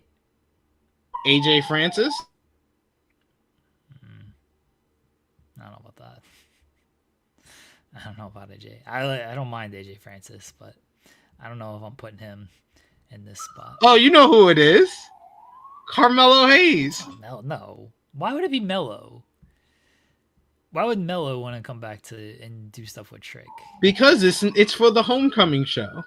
That's what this the whole But they're angle not last night was for. friends. So what? It's about proving that they are the better tag team turned rivals in NXT history. I don't like that. They want to prove that they could be a better tag team than DIY. They were better rivals than DIY, and they can have a better tag team reunion than DIY. They shouldn't win that match though. Mello should walk out on Trick. No, they're both heels. Is Mello a heel? Yes, he is. Okay. But Mello should still walk out. Who's a former NXT champion that could come and do a 6-man team with DIY? Kevin Owens. He's I don't think he's healthy enough. Just stand there. Because they could do Mello Don't Miz and Trick versus DIY and a mystery partner. Kevin Owens just stand there and be awesome. Who cares? Sami Zayn. Good shout. Yeah. That's the pick. Yeah, that's it. That's the pick right there. Sami Zayn making his return. So people get the two ultimate underdogs in NXT history on the same team with one another. Gargano and Zayn. That should headline the show. DIY and Sami Zayn against Melo Dolmez and Trick Williams. And then DIY and Sammy win. And then they show the graphic, executive producers. And then that stops. And then Ciampa beats the shit out of Gargano and Sami Zayn. But then on SmackDown, they're just friends again. Like they act like nothing happened. This is like that's us. That's us on Yeah. NXT. This is us here. Two different people. Like Gargano and Ciampa, they're just chilling out backstage. Sammy is the voice right. Sammy comes in there backstage, and then Sammy's like, "What are you guys doing, Ciampa? Why are you here?" I was like, huh, "What are you talking about?" Gargano's like, "Yeah, we got a match tonight. I don't know who they're facing, but we got a match tonight against Street Profits. They love doing that match. Face Street Profits." Sammy's like, "What about Tuesday? He attacked us on Tuesday." Ciampa's like, "Nothing happened on Tuesday. What are you talking about? We weren't there on Tuesday. We won on Tuesday. We had a match. We won on Tuesday. It was a great show on Tuesday. Nothing happened on Tuesday." And then Sammy's like, "Am I insane?" Like, yes, Sammy, you are insane. That's exactly what's happening. We don't know what you talking about. Yeah. That's what they going. Sammy just going crazy. Basically, I'm trying to get Sammy away from Bloodline stuff. That's what I'm doing. That's the real goal of it all. Because man, we really need to have a discussion. We really need to have a conversation. Shout outs to Kate. I see her in the chat. She says it is going to be mellow. They set up a whole black and gold versus new era thing. So yeah, I peeped that. I peeped that as well. I'm a good I learned from Kate how to watch NXT and see the context clue. But me and Kate, when we did the Supercard of Honor pro show, I said we needed to have a real conversation. We need to have a serious conversation about Bandito being one of the top 3 best wrestlers in the world. And we need to have another serious conversation because you brought up the new Bloodline. You brought up the MFTs. I think the MFTs have basically taken the rocket fuel out of Jacob Fatu. I don't feel like Jacob Fatu is on the meteoric rise that he was at WrestleMania. It feels like ever since WrestleMania it's slowed down. Maybe I think there's a combination of different things why this is the case and why it feels this way. It's one, the MFTs are the NWO 2000 of the Bloodline. This is our last ditch effort to hold on and seep whatever little joy and juice we have out of this Bloodline storyline to the detriment of everyone involved. That's what the MFTs are. That's one. Two, I think him and Solo Sikoa's matchup at SummerSlam did significant damage to his image and his reputation among fans, because that is objectively one of the worst matches of the year. And three, something that has become the case for WWE throughout 2025, it feels like Triple H missed the peak. It felt like he missed the boat. Like him pulling the trigger at Money in the Bank, yeah, it was good. The moment was there. It was a good moment to have. But the peak for the Bloodline and the peak for the story with Solo and Jacob was before WrestleMania. Before WrestleMania, I was convinced. I was like, they're going to do Solo versus Jacob, because that's all they were teasing after Solo lost the Ulafala to Roman. And then they revert course around like February, mid-February, late February, and they revert course to Jacob Fatu and LA Knight being the plan. But they missed the peak. The MFTs are a stale excuse, a Timu version of the Bloodline that is NWO levels of lame, and the Solo Steel Cage matchup. Those are the 3 reasons why I feel Jacob Fatu's rocket that was strapped to his back has lost its rocket fuel. I think I'm okay with, you introduce Talatanga at Night of Champions, you have Solo win the title. I'm fine. I was okay with that. Same. The Jacob Fatu Solo Steel Cage match should have been a murder. Yes. Like, Jacob should have run through him at that. The MFT should have tried to interfere, and Jacob should have destroyed them as well. Like, yeah, maybe the MFTs take a little bit of hit. Maybe Solo is knocked down. Whatever. Jacob's the guy you're building here. And instead, you didn't really give credibility to MFTs because people are always going to look at them as Bloodline knockoff. Anyway, Solo's never going to be Roman Reigns. No. You know, Tonga Loa and Tala Tonga are never going to be the Usos. No. JC's not even going to be Solo Sikoa. He's not. He's not the way they booked him, man. So they were never going to be that. Jacob was the guy you needed to fully establish. And instead they made him look a little silly. And then they tried to salvage it by, oh, let's do a moonsault off the top of the cage. And like, cool spot, but like, he looked silly in the match. He lost the match. So who cares? And then they gave Sammy the win for the US title, which love Sammy. No problem with Sammy winning titles. But you kind of undercut Jacob getting the title back or Jimmy winning the title even to put it on Sammy. Yeah. And now I guess Jimmy's on Raw, not that the brand split matters. Sammy, I guess, will team with Jacob to face MFTs. It's not hard to heat up Jacob Fatu. He's the big dude, charisma. You can turn him into a killer very easily. But they have done some damage with this MFT stuff. And I hope they end it sooner rather than later. I got no faith in them ending it. This is the Triple H playbook. Everything goes on 3 months too long. Yep. And you miss the peak. He always misses the peak. Yeah. He always misses it. Or he either, like, this is the thing, like, he is either late for the peak or he's early.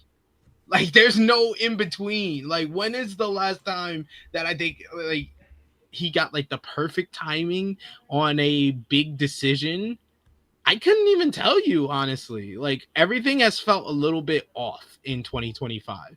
Another big detriment outside of, like, Jacob Fatu is there really hasn't been, like, a lot of strong follow-up to the debuts and returns in 2025 either. Like, Penta, he's just a guy. He's just a guy after 8 months of being here. After an initial, like, good 2-month start to his run in WWE. Ray Phoenix was a guy in record time. Oh my God. He was a guy in record time. They just made him another guy. You got who else made their debut or got called up? Kate brought it up in the chat. They called up Roxanne Perez, and she has more losses than anyone else on the main roster. At least she's in a prominent group like the Judgment Day. So that's where, I won't hold too much against her. Fraxium got called up as one of the greatest NXT tag team champions of all time. Just another tag team. We already established they will not let Julia wrestle. She disappeared after a title win. So much for that. Stephanie Vicaire, she don't wrestle either, even though she had a really good opening kind of weeks of her debut on the main roster. Like, it's not been really good. Like, if you really think about it, for more than a few seconds, the debuts and returns have not been good. Should I bring up Aleister Black? Took them less than 6 months to turn him heel. Should I bring up Rusev, who couldn't get a reaction in Paris, France, that was singing and yelling for everybody and their mama. They were singing and yelling for the Belgium kid. But Rusev got less of a reaction than a kid that got sunned and cooked by John Cena.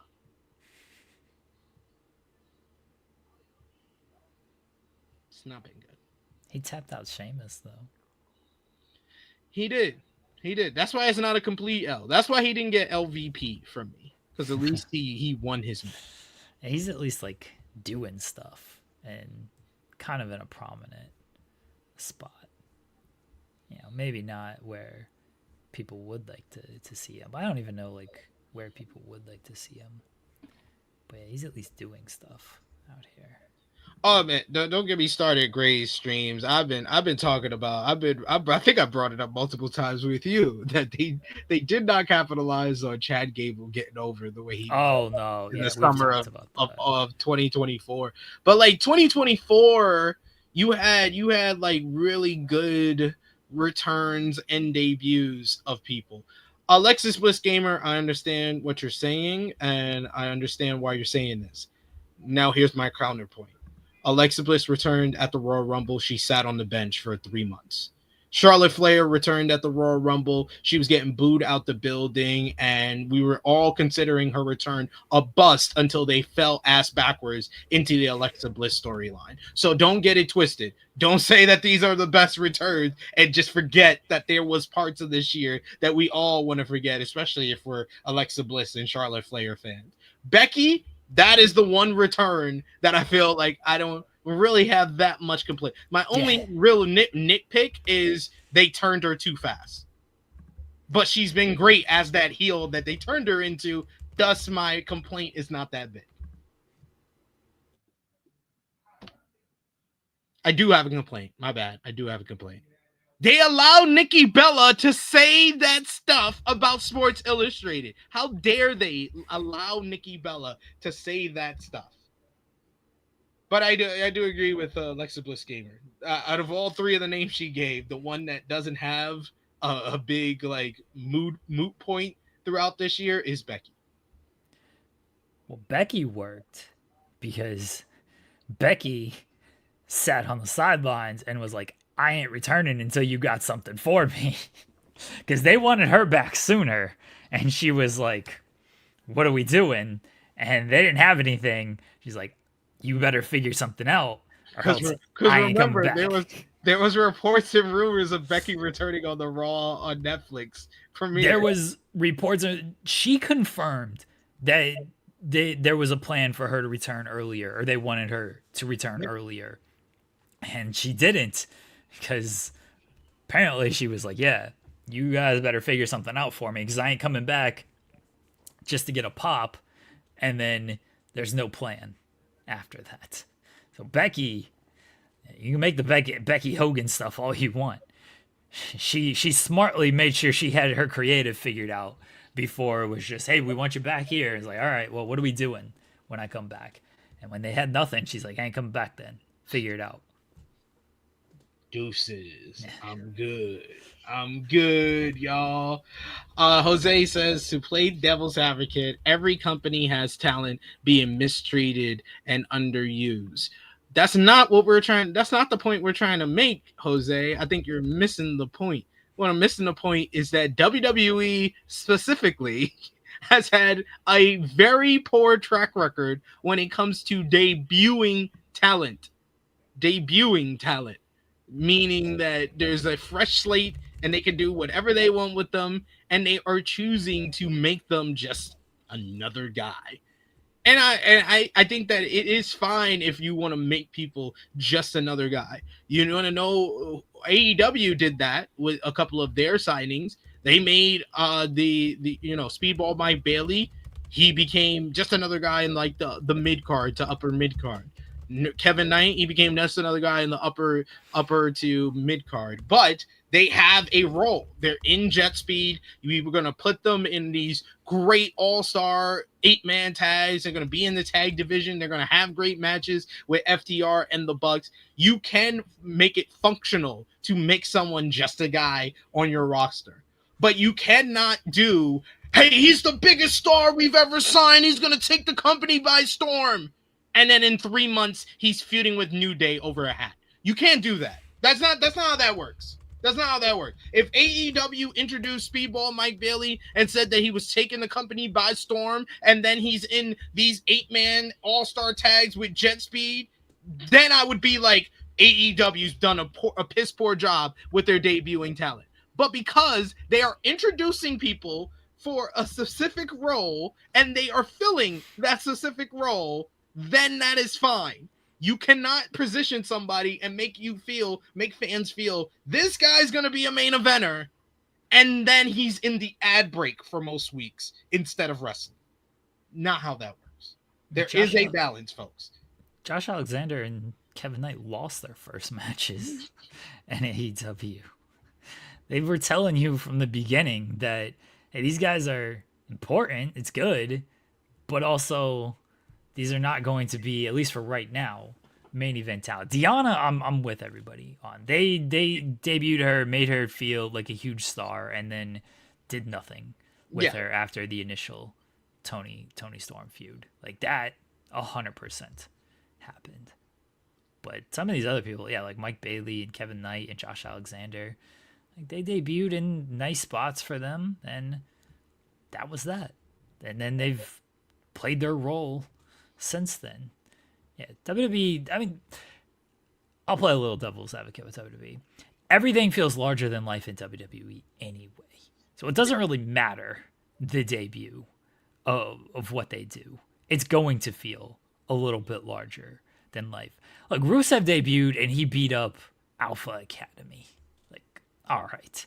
That's not saying this is going to be the biggest spot in the world for somebody. Aleister Black returns and he beat up The Miz. Okay, we know where The Miz is established at. And remember, we were on this show the following day, and we said after the Rusev debut, we was like, you're kind of defining him down already by having him come out and beat up Alpha Academy. Yeah, but it feels bigger because it's the return of Rusev. It's the return of Aleister Black. They put a lot of stock into the Penta stuff. I think they've knocked Penta down too much. Not even from the debut. This man was part of the run-in in the John Cena CM Punk match, and now he's just doing trios matches. Like it looked like he was gonna have a big spot. Ray Phoenix, they hyped it up. They gave you the debut and everything.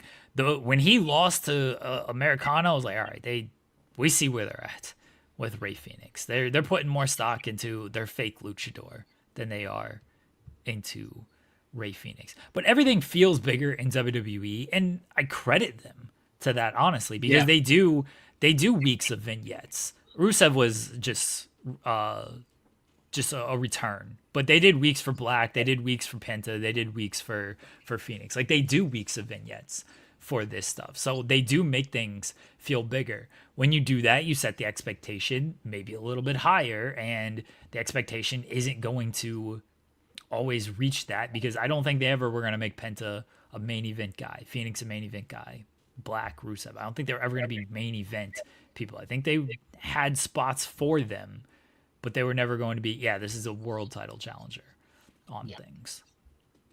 Yeah, I agree with the Deanna. She has been a fumble for AEW, especially from their 2024 signings, which I think they did a good job with most of their signings, but she was a glaring one. Camille was another kind of glaring one because they introduced Deanna as a former world champion. She's going to challenge for the AEW Women's World Championship, and then she lost, which seems to be a pattern. When they give you an early title shot and you lose, you either are going to trickle down the card and find a spot, or you'll trickle down the card and then you're off completely. We've seen it with Deanna.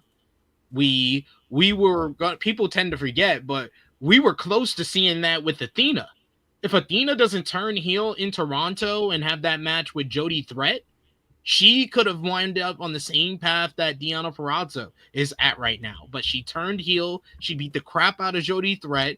And then they decided to put the Ring of Honor Women's World Championship on her by December of 2022 when she signed in May, and that changed her whole trajectory. So I'm not saying that they can't get Deanna back. They kind of have done the same thing with Megan Bayne, where they presented her as this beast, undefeated, but they gave her a title shot too soon. They should have waited until they were ready to take the title off of Toni Storm, because the Megan Bayne and her character and the story that they told ahead of Dynasty, that's the best one so far that felt like it was the right time for Toni to lose the title. Like you could say, oh, Mercedes, it felt like she could lose the title. She could use the title, but should she have lost the title? No.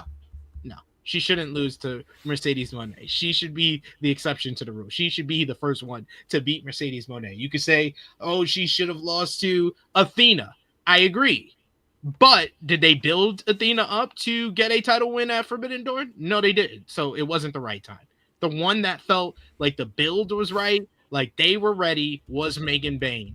I don't know if you can get back to that. So that means that it was too early to do that matchup. So I hope they can recover. They have kept her still kind of relevant for the most part in like feuds and appearing on television consistently, but they got to rebound back with that one. Out of all the 2025 signings for AEW, that's the one where I was like, they could have done much better. Yes.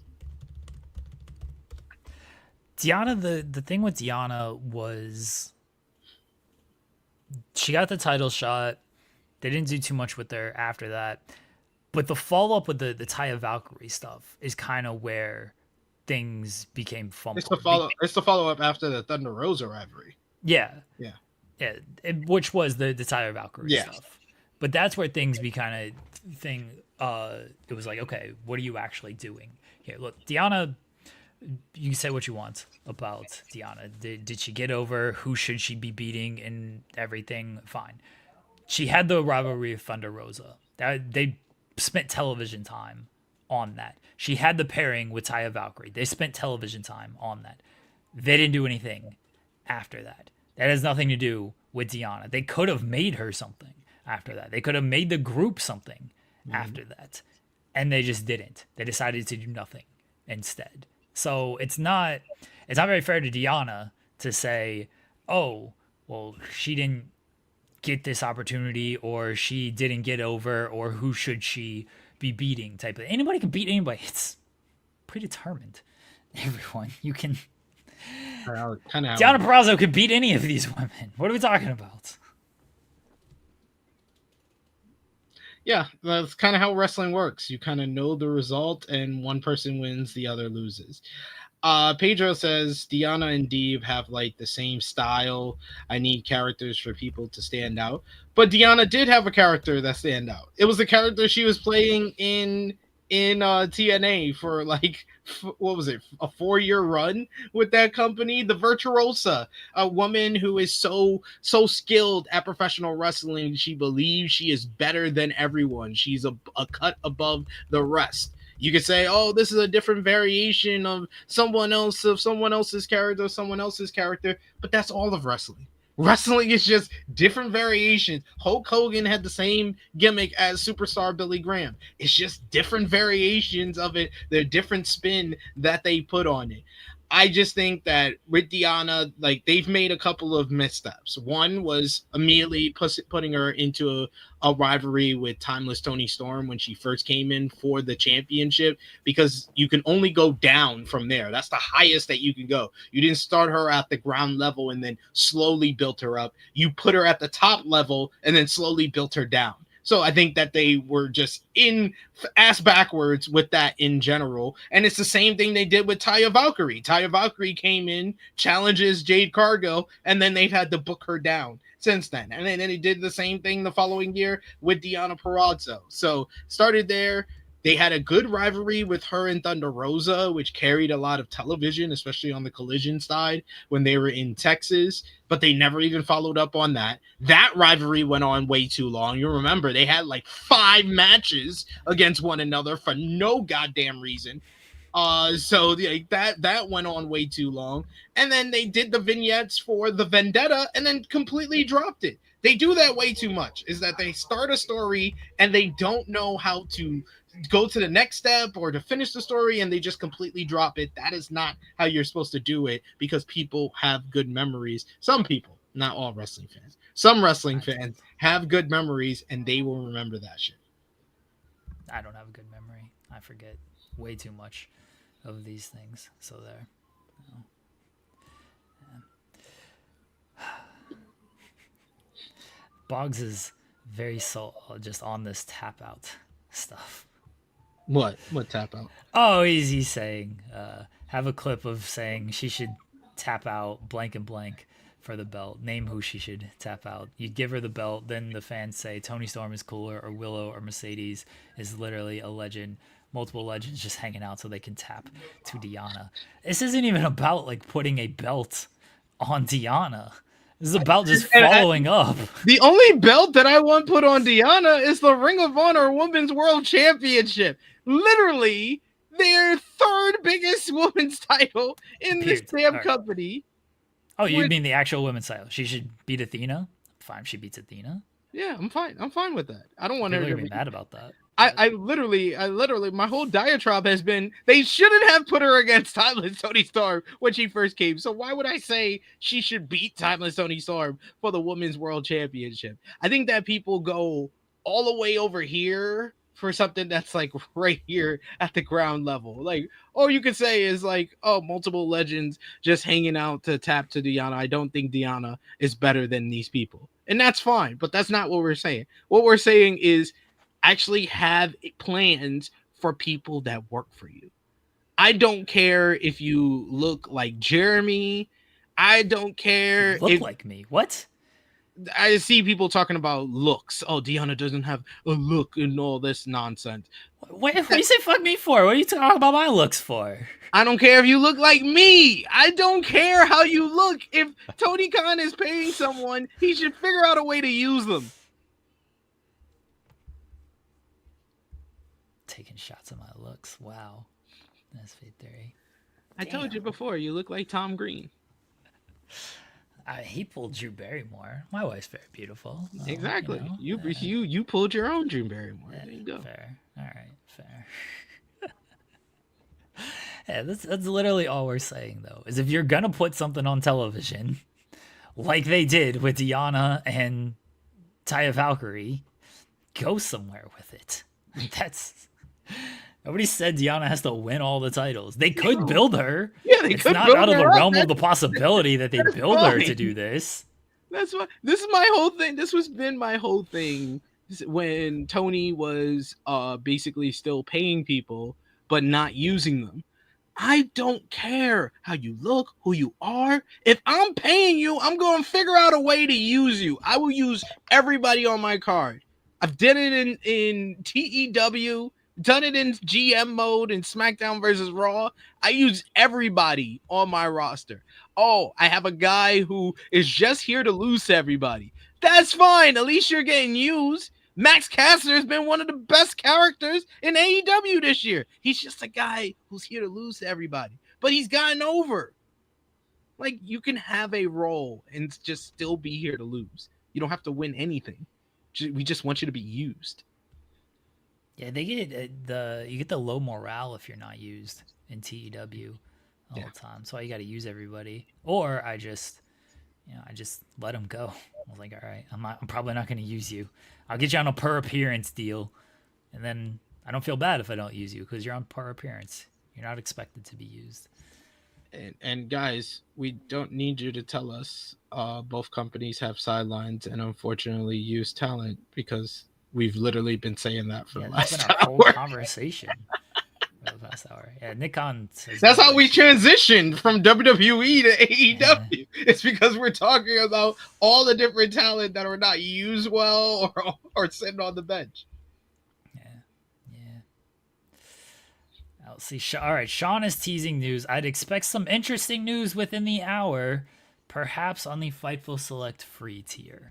So there. Now I don't feel bad teasing it earlier, although I remember who teased it first, folks. I was here first, teasing this news. My guy here. He was here. So we're staying long.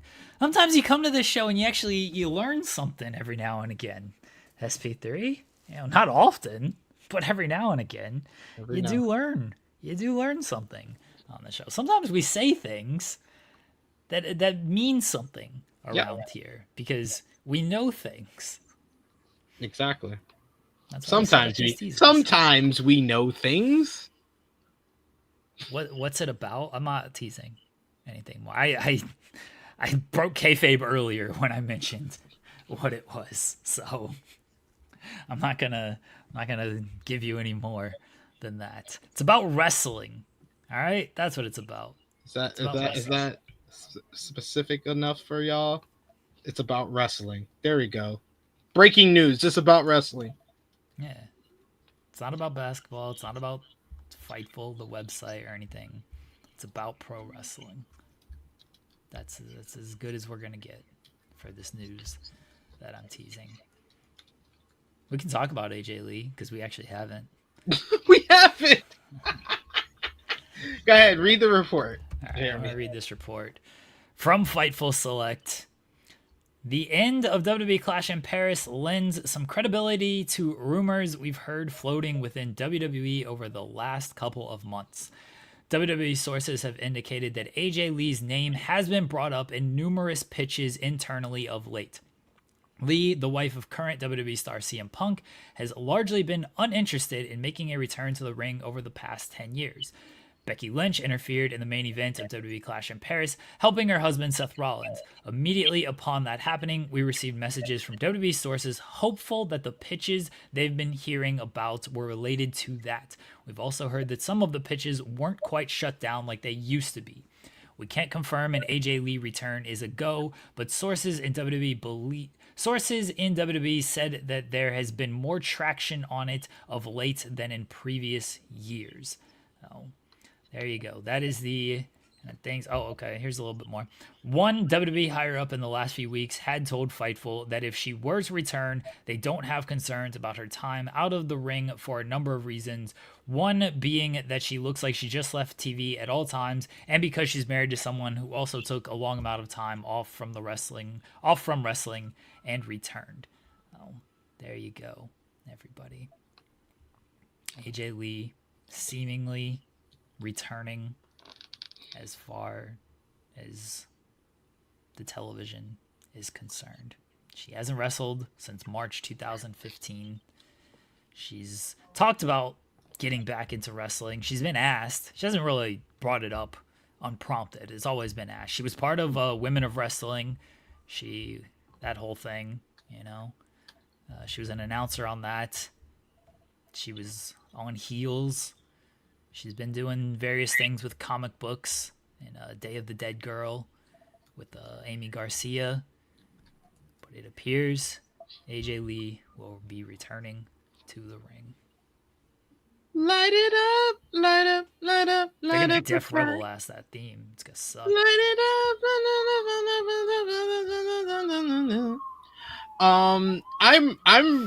I mean, I did not know that we were gonna get this. I did not have this on my 2025 bucket list or bingo card, whatever you want to say, but I'm excited. Honestly, this was the first thing from WWE WrestlePalooza that actually got me excited. I even asked the question yesterday when I was doing the Raw review. I was like, is this the main draw for WrestlePalooza for a lot of fans? Because to me, it is.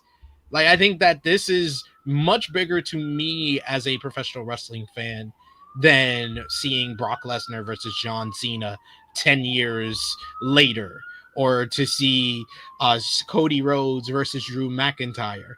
I think that, the only thing that's close to this that's currently on the docket for WrestlePalooza is Stephanie Vaquer versus Io Sky, but that's because I love great wrestling matches.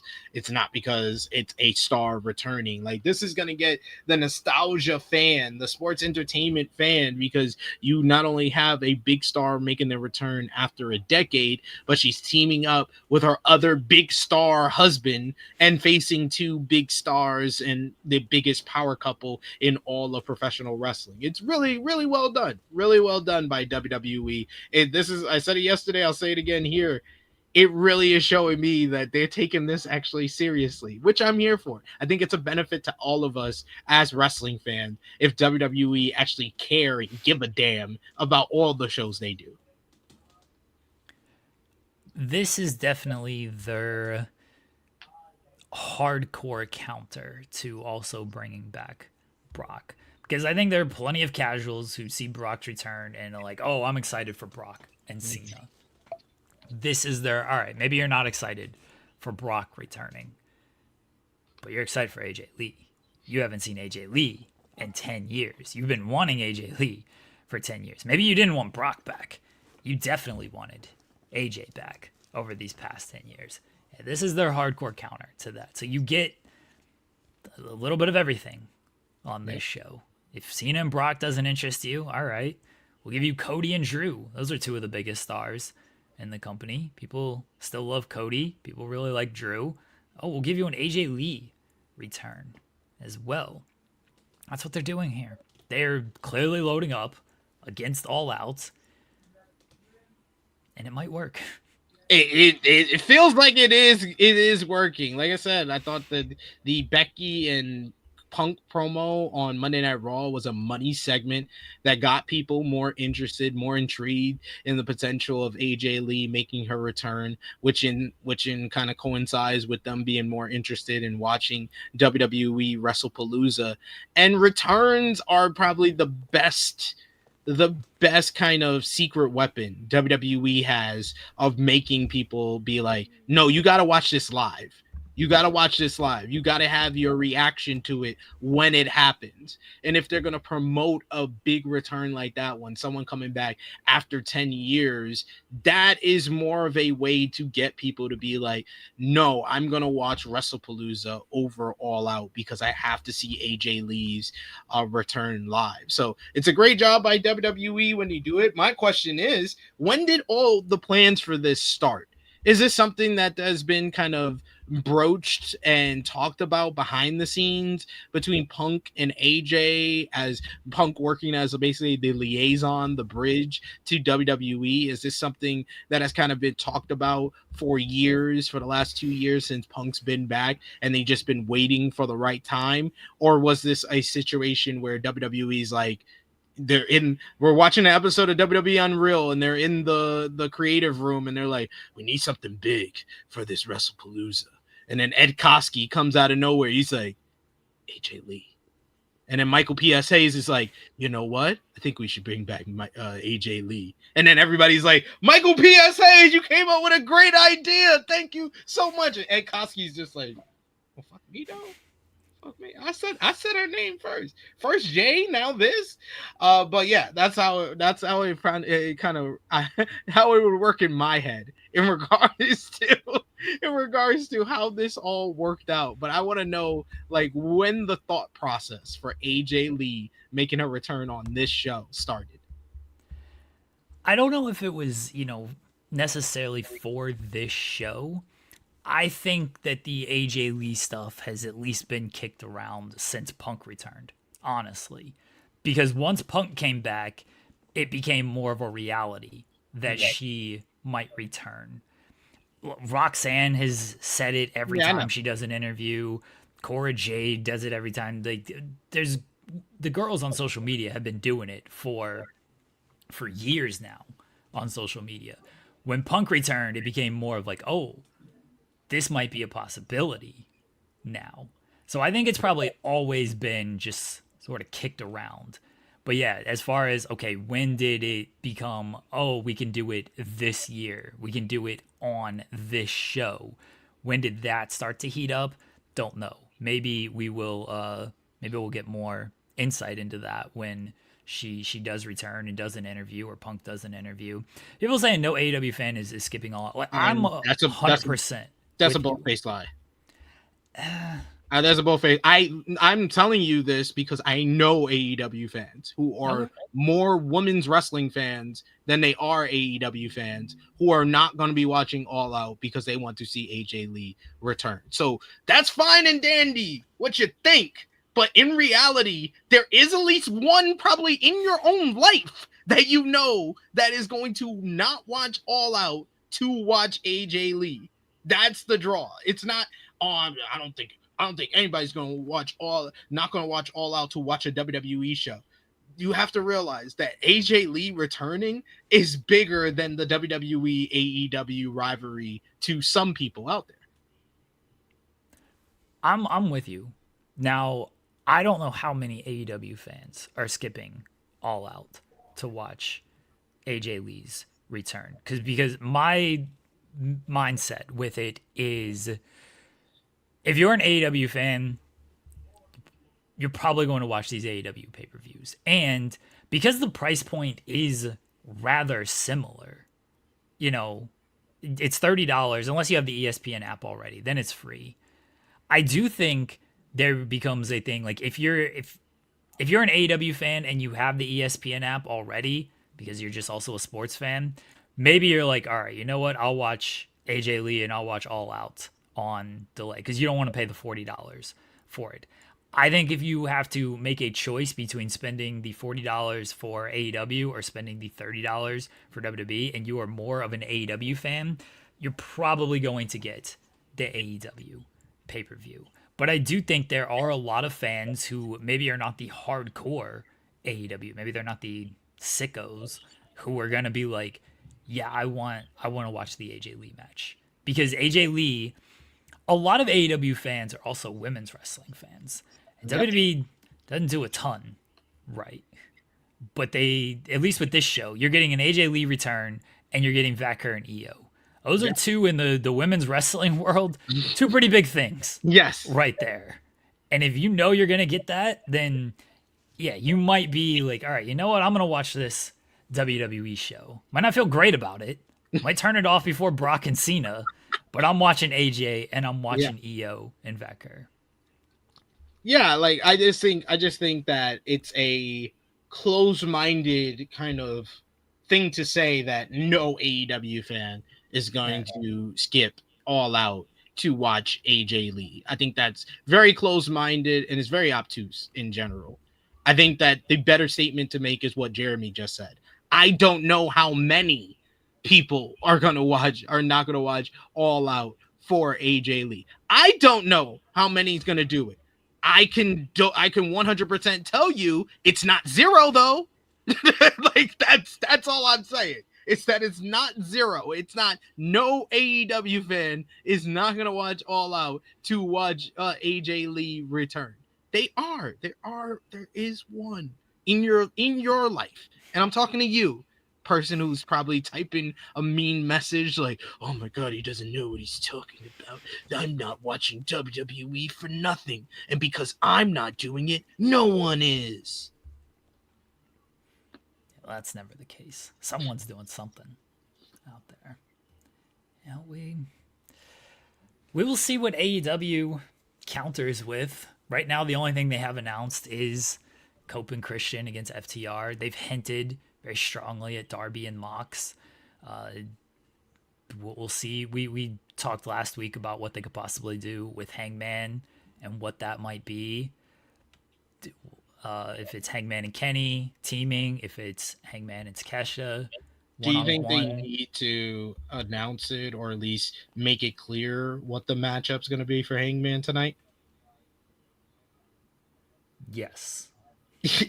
Thank you, because I was worried. The way you made the face when I asked the question, I was like, this is a very easy question. The answer is yes. They need to, because the other team is bringing back AJ Lee. Like, this is an actual competition where now I'm watching AEW and WWE television to be like, who is going to put their chips on the table? Who's going to put more inches on the table? Who's going to put more of their dick on the table? Every episode of Dynamite, Collision, Raw, SmackDown. That's what it's all about. And that is why I'm in wrestling media, baby. This feels like I'm watching sports. People are actually competing. This actually feels like NBA free agency. You're trying to compete with the next one. Let's do it. Yeah, they should announce a good bit for All Out. You know, they should.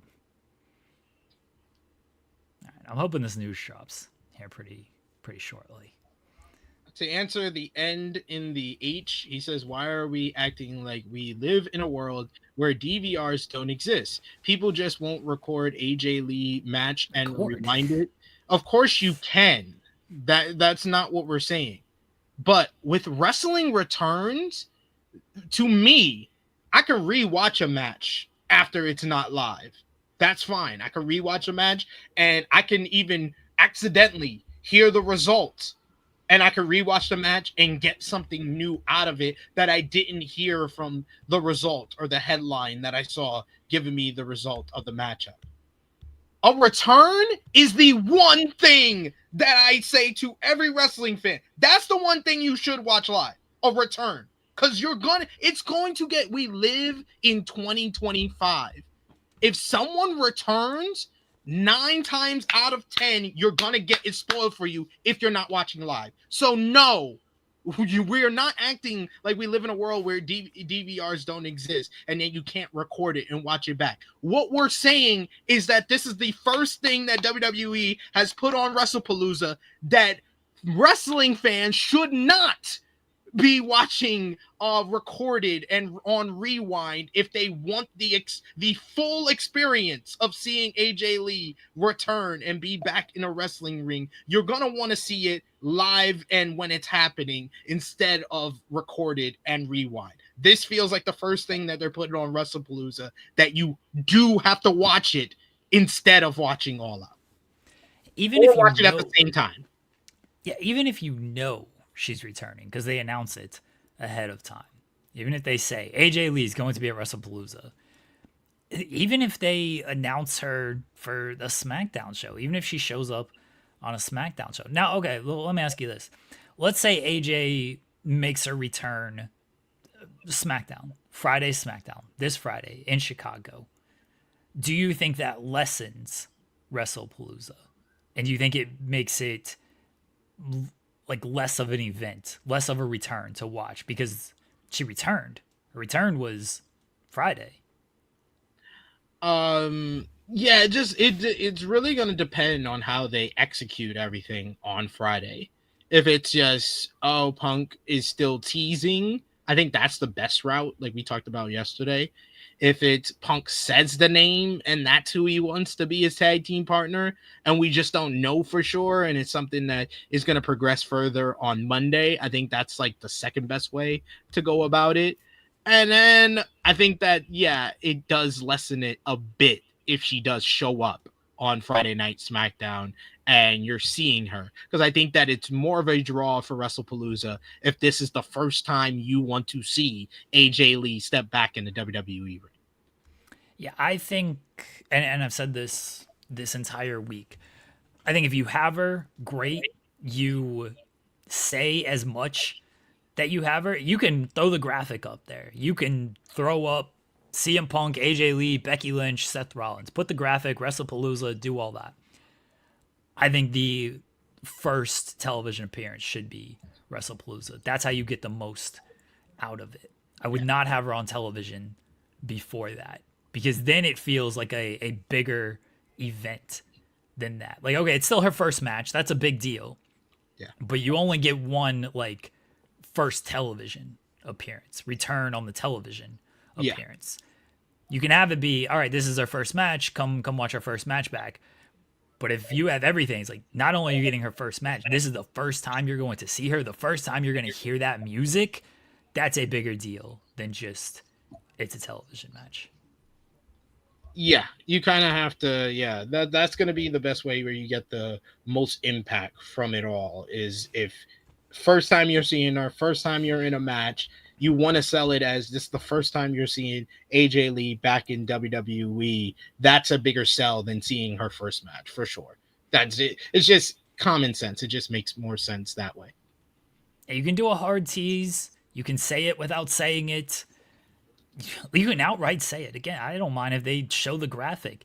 They can have CM Punk, just outright say, WrestlePalooza, Seth Rollins. You bring your wife, I'll bring mine. Yeah. Say that. But I think the first time you hear that music should be WrestlePalooza. And that's it. Yeah. We'll see what they end up doing.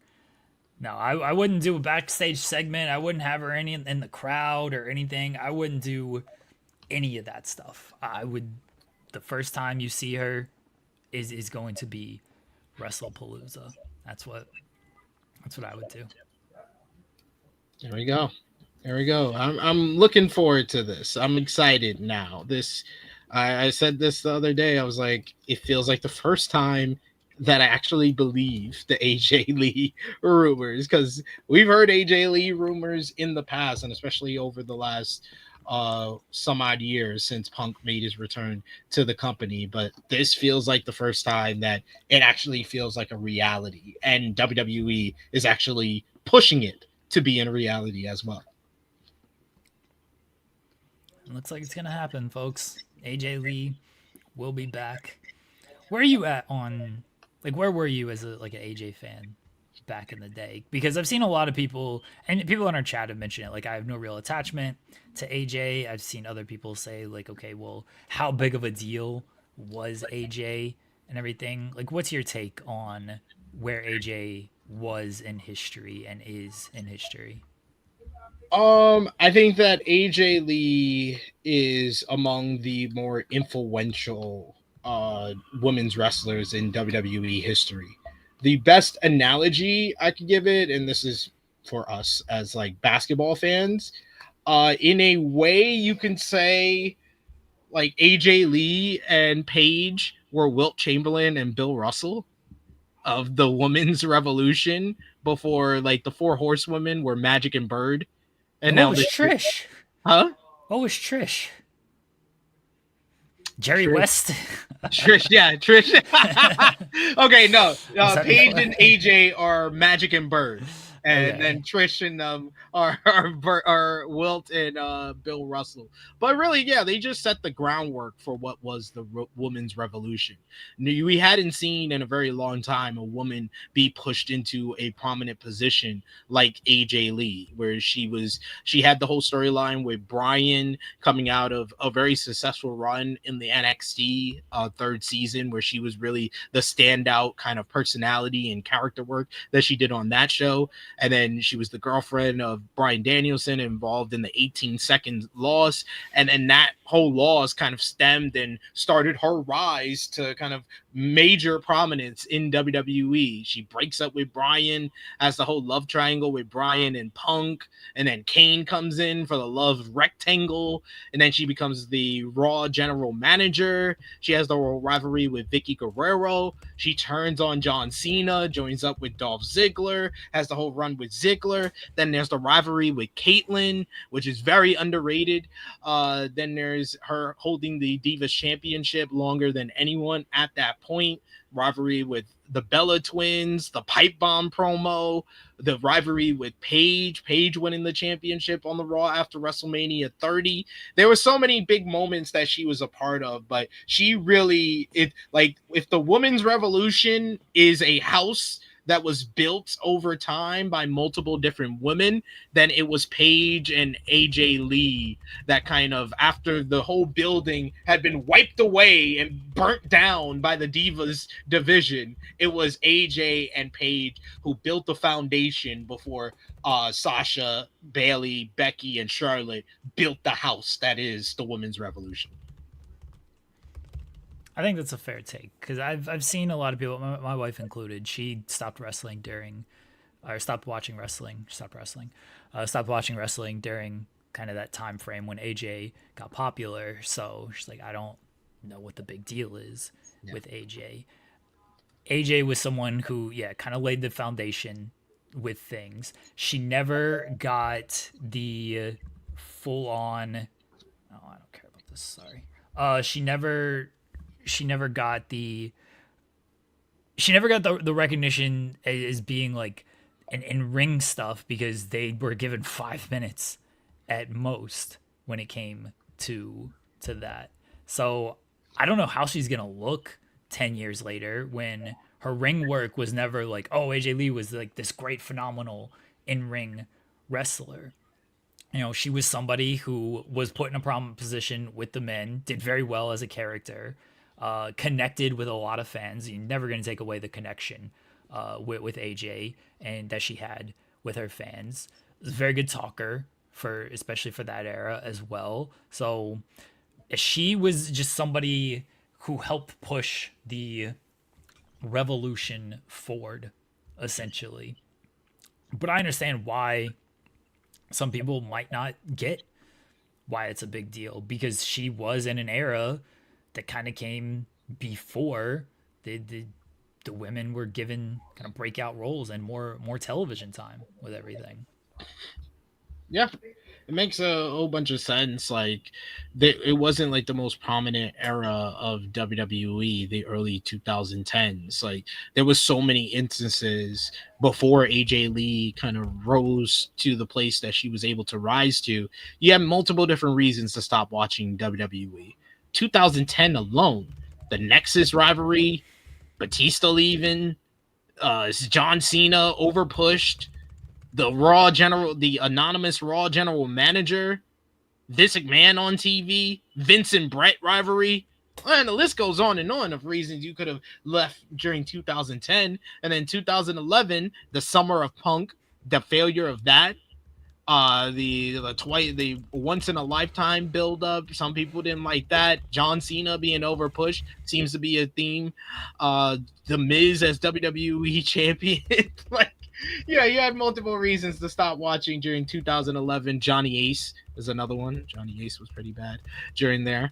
And then by the time you get to 2012, you would have completely been gone and you missed the start of AJ Lee's rise to prominence. So yeah, like as someone that watched fully, AJ Lee's entire run in WWE, I think that people tend to underestimate the importance and how influential she was at a time where divas and women's wrestling wasn't pushed into the spotlight too much. AJ Lee stole the spotlight. She stole the show in a lot of ways. She was in a rivalry with Bryan Danielson, CM Punk, and she was the standout of the rivalry with two of the greatest professional wrestlers that's ever lived. We should not sleep on how important AJ Lee is. One of my, I said it with the whole Nikki Bella thing, even though I regret that, and I don't regret not putting her in the top 10. She deserved to not be in the top 10 because she doesn't care what I say in Sports Illustrated anyway. But AJ Lee, that is one where if you're just talking about, and that's why like these debates, it's similar to like basketball debates. You got to talk about, when you talk about someone's career in wrestling, you got to talk about their entire career, and then you also got to talk about where they peaked. I think peak wise, there ain't a lot of women that hit the peak that AJ Lee hit in WWE, where she was in the top 4, top 5 characters featured on WWE television for an entire year. 2012 into 2013, she's one of like the top 5 people that are featured the most on the billboards, on the posters, and as far as like TV time, she was up there. And a lot of women have not been able to. Even some of the greatest women that's ever been in this company, like I would say that AJ Lee got a higher status than all of them. Like, and even what I said with the 4 horsewomen building that house, I would say AJ Lee's peak is higher in WWE than Sasha Banks and Bayley. AJ Lee's peak is higher than Banks and Bayley? Yes. Or like think about where's the peak of Bayley on the main roster? It's 2020 in the pandemic. It's 2020 in the pandemic where she was a double champion. Maybe I'm putting a lot of stock onto like their NXT was almost no. the That's peak, not but no. what they did with NXT though was it was great. It was influential. They took all of that to the next level. Not the same peak as. All right. Breaking. Hold on. Sorry. Here's the breaking news, everybody. AEW All Out will begin at 3 p.m. Eastern on Saturday, September 20th, and AEW pay-per-views will be available for purchase on Max for $39.99. So AEW has moved their pay-per-views to Max for $39.99 to Max subscribers, and All Out is moving to 3 p.m. Eastern. Wow. Whole day of wrestling, though. They got bullied off the spot.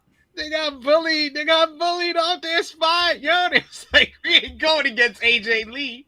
Yo, AJ Lee, the GOAT. Oh, my God. I might have to redo my list. Oh, my God.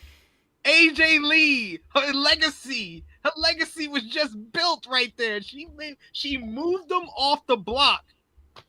They've been selling drugs on that block for years. And she moved them off the block. Let's talk about AJ Lee. Come on, man. Come on. Y'all are sleeping. Oh, where are these people? Oh, no AEW fans not going to watch All Out for the AJ Lee return. Well, you want to know who does think that one AEW fan is not going to watch the show against All Out? Tony Khan. That's all that matters. Thank you, Tony, for watching today's show.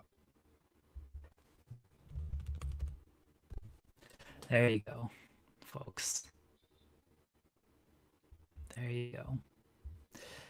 AEW has been moved to 3 p.m. on Saturday, September 20th, and AEW pay-per-views are now on HBO Max for $39.99.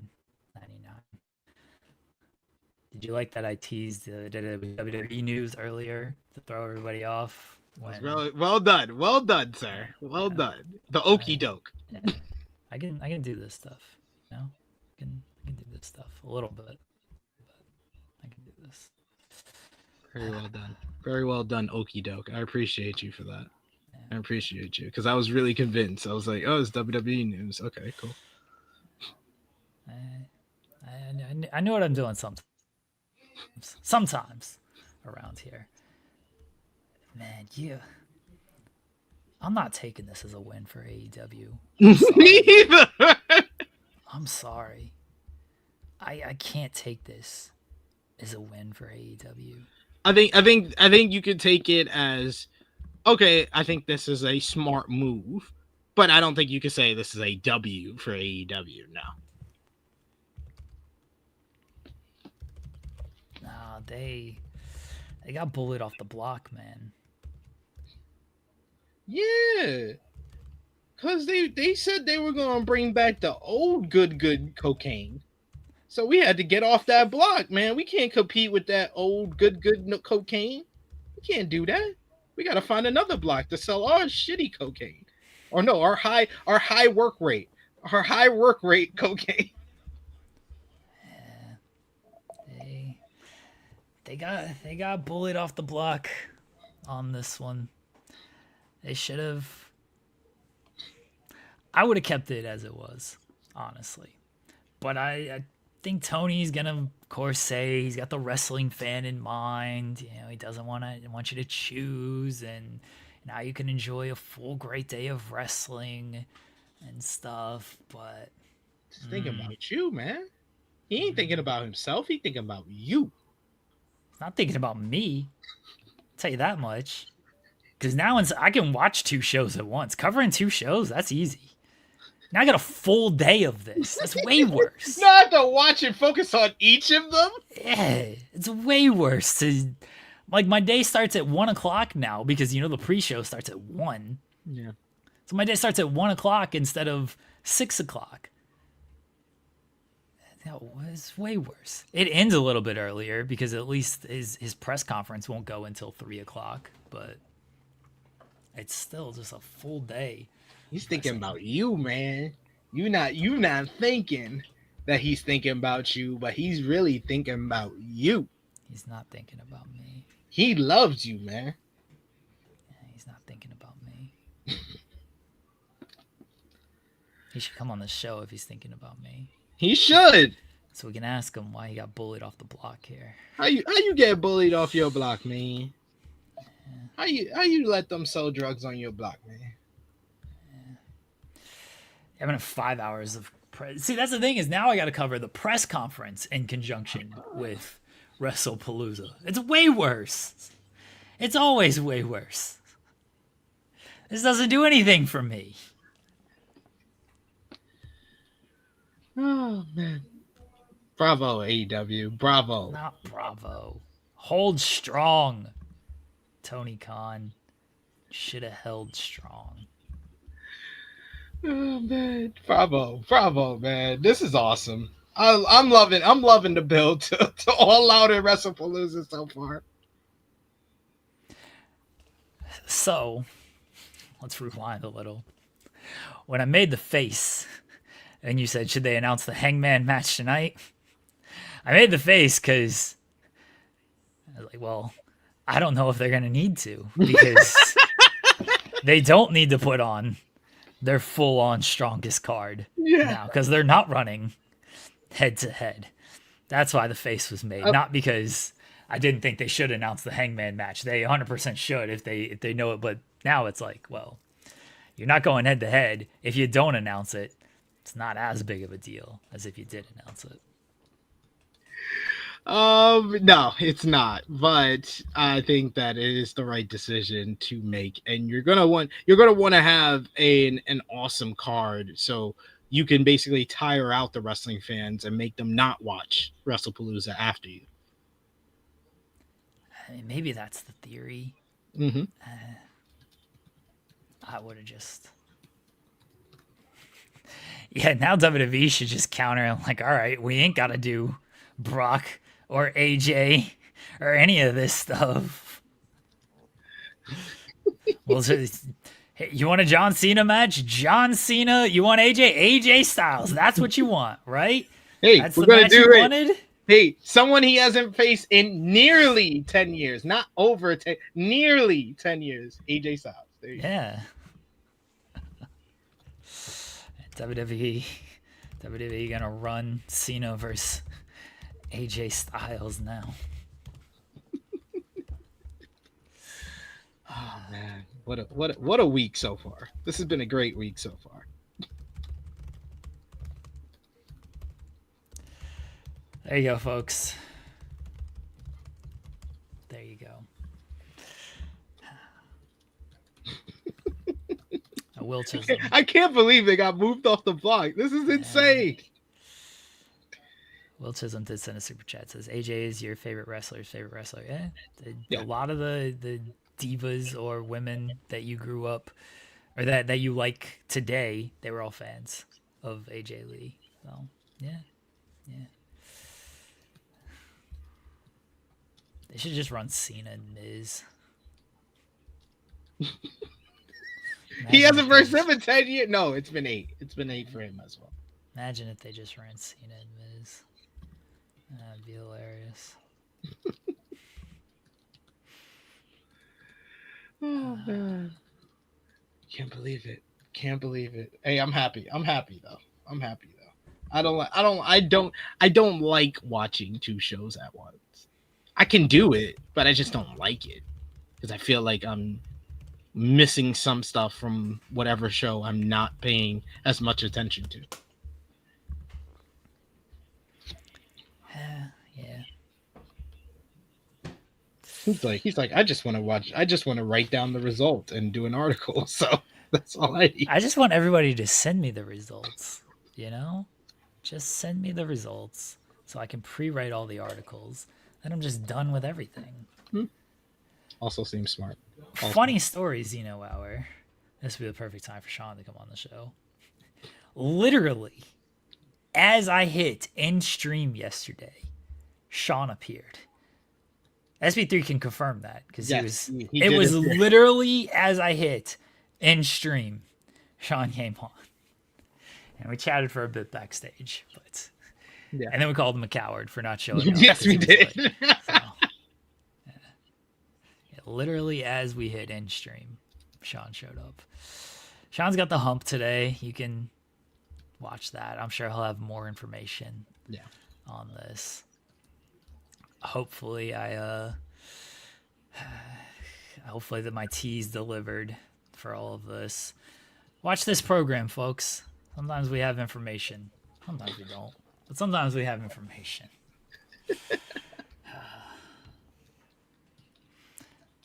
He's still a coward. I agree. SP3, let everybody know where they can find you at. Find me on the Twitter machine at TrueHeelSP3. Thankfully, outside of this show, I'm off the rest of the day. Well, still got to finish my regular job, which I'm just doing while I'm on air here. Don't tell them. But yes, you can follow me on the Twitter machine there. I'm off for the rest of the day. I don't have any streams over on True Hill Heat Wrestling YouTube channel. Probably have a review of the Wednesday season 2 part 1 up on True Hill Heat Sports and Entertainment later today. Next week, I believe, is the start of season 2 part 2. So getting you ready for season 2 part 2 with that review of part 1. So go over to True Hill Heat Sports and Entertainment later today where we got that. And also trying to think, do I have anything else? Probably a THH cut dropping later today as well. And I'll be back tomorrow, 10 a.m. Eastern time here on Fightful Overbooked, and got AE Ramble tomorrow at 1:05 p.m. Eastern time. So go check all that stuff out. And thank Jeremy for having me today. Happy to fill in. Yeah, they're gonna do NXT. They're gonna do an NXT AAA show at like 3 o'clock. They're gonna announce it at Worlds Collide next week. Yeah, yeah.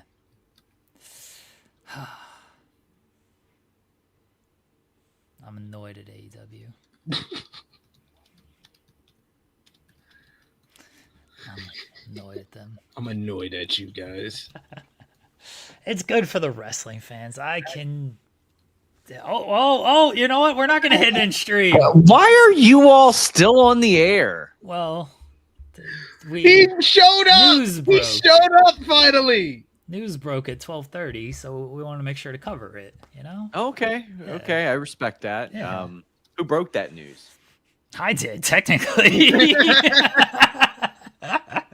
I'm taking credit for for the way you give Riccacino credit for the Sports Illustrated stuff.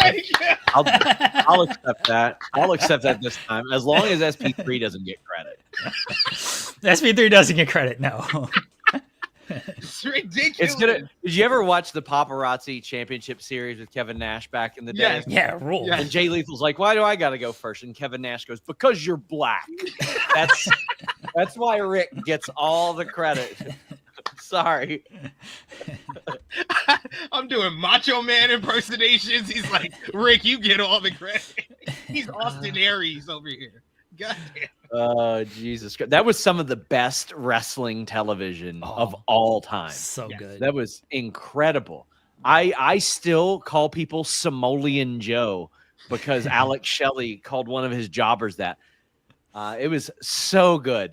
When he's teaching Kevin Nash like the tequila sunrise, and Kevin goes, "Okay," and then he clubs the guy to the back, and he goes, "Well, that's not the same, but effective nonetheless." The tease when he's gonna do the dive in the match, and then he just steps on the apron. He says, "I've been working on something on my trampoline into the pool in the backyard. This guy 2 somersaults." I love that he called them somersaults. Oh, Jesus Christ. Well, yeah. So if you guys aren't tired of talking about this, at 2 p.m. Eastern, I will be on the hump. Jimmy Van is taking a hiatus. I'll explain more about that later. I believe it is, I believe it's obstructed defecation syndrome he has as a result of an anal fissure. You should get that checked out. I mean, but I have a lot of really great guests lined up. I've got this week, I've got Andrew Baydala. Next week, I've got, gosh, who the hell do I have next week? I got somebody next week. I announced Denise? them. Denise? No, Denise is is the week after that. Okay. I've got Luke Owen, Ibu. I'm sure that will turn some heads. We've got Simon Miller. Why ain't I get the call? I got tagged a couple of times. You're denying me again. Trying to bring some people who are not on Fightful. I'm on Fightful overbooked.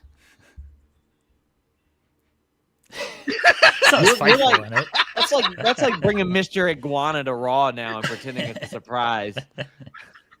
Come on. At some point, I got to stop reporting that Mr. Iguana is in town for Raw. You know, like it's not a surprise anymore. Yeah. Oh, Jesus Christ. Well, I'm hopping off here. I got to get ready for the show. See you guys later. Admit that SP3 is Mr. Sports Illustrated. That's all we want out of you. That's all we want. Well, he's no Justin Barrasso. Well, he did. Barrasso's not even with Sports Illustrated. He's not even there. Anymore. He's unground. Yeah, I know. He's undisputed. And he's no Farbod. Isn't it unground? Fair. No. Uncrowned is the Yahoo site, but what about that Barrasso's Kawhi Leonard story? What about Pop? Yeah, we talked about that. Yeah, we talked about that. Yeah. You see my great tweet though? I don't. I said plot twist: the no-show job was the NBA regular season. Oh, I saw people say like the no-show job was the. Come on, it was me. The no-show job. It was me. You weren't the first on that one. I don't think. Listen, buddy, I am so glad that he brought a championship to Toronto. I am so happy about that. But I've been on his ass ever since I heard load management, but that was one of my oldest Blue Chew reads. I don't even use it anymore. Talking about load management, man, like realistically, how does this guy get into the Hall of Fame? How's he getting into the Hall of Fame? Kawhi's getting into the Hall of Fame. He's getting into the Hall of Fame. Yeah. What percentage of games has he missed in his career? Tracy McGrady got into the Hall of Fame. Granted, You know, I mean, Kawhi's not better than Tracy Compared to McGrady. Tracy McGrady. Kawhi's Come got on 2 now. championships and Tracy finals MVP. McGrady played Tracy McGrady's 70 got games. 1, 2, 3, 4, 5, 6, 7, 8 times. 8 times. Tracy one McGrady scoring played title. 70 plus games. How many times Using has longevity. Kawhi Leonard played 69 nice games? Twice. He's still got 2 titles. Yeah, he's won Twice. NBA Finals for 2 different teams in 2 different Oh, conferences. come on. It's only him and LeBron James. Let's be real. He was a Jeremy Lin merchant in Toronto. That's what he was. Kyle Lowry merchant. He brought a title. He was to a OKC Jody too. Meeks merchant. He brought a title I to haven't OKC forgotten. too, so I respect them. Mm-hmm. What is it? Kawhi brought a title to OKC as well, so I respect them. Because they were going to trade. They were going to trade Paul George into Toronto for Siakam and Van Vliet and first round picks. Like, listen, I've had some incredibly hot, not really hot takes over the last 10 years in the NBA. One, 2016 free agency screwed up the entire NBA. Screwed up the whole NBA. Yeah. Timothy Go back Mozgov and look at that. It was deserved Yeah, it. Timothy, I bet Lakers alone screwed up free agency. to where they had to like deal D'Angelo Russell just to get rid of some of their terrible contracts, just to get people to take them. Like, it was bad. It was real bad. And then there was one point, I don't know if that's the case now. I think if they would have done an expansion team out of the middle of nowhere, that expansion team could have went to the playoffs year 1. And the reason I think that is because there were so many teams desperate to unload their expensive veterans that they wouldn't have protected them in said draft, and the expansion team probably just would have taken them. Nowadays, it seems like expensive veterans are almost at a premium. But I think the Oklahoma City Thunder are the smartest team in the NBA. They just did what every single one of us ever did playing franchise mode on 2K, and they stacked up draft picks and used them as lottery tickets, and then they hit on a bunch of them. Yeah. Unlike the Don't Golden understand State it. Warriors, Especially- who got James Wiseman. Especially in the NBA, it's a lot easier to scout basketball players than it is, I think, other sports. Like, you can pretty well tell if somebody's going to get it. But damn, man, I don't know. I'm out of here. I'll see you guys later. Bye, Sean. See you, Sean. Kawhi's going to the Hall of Fame. Why is this a thing? He is definitely going to the Hall of Fame. Sean just said he said it. He was like, "That's my hot take." So. Yeah, his hot take is that he's using games played argument. Like, okay. He still accomplished a lot in the games he did play. We're not comparing Kawhi to Embiid either. And for the record, I think Embiid will probably be in the Hall of Fame. I do. Because how many MVPs are not in the Hall of Fame? After you win an MVP, you're automatically guaranteed a spot in the Hall of Fame. Yeah. But I don't think it is a thing of, Kawhi, or if Kawhi goes in, Embiid should be in. Kawhi's got more accomplishments than Embiid as well. Who's the MVP that has the worst Hall of Fame case? Don't say Russell Westbrook. You guys are idiots if you say Westbrook. I think it's Rose as well. Yeah. I think Rose will get in. Yeah, I think so. But if he doesn't get in, that's when you can maybe look at, every MVP doesn't get in. Did John Havlicek win MVP? I ain't counting the stuff from, From the before times, BC. He's in the Hall of Fame, so who cares if he won the MVP? Okay. He's in the Hall of Fame.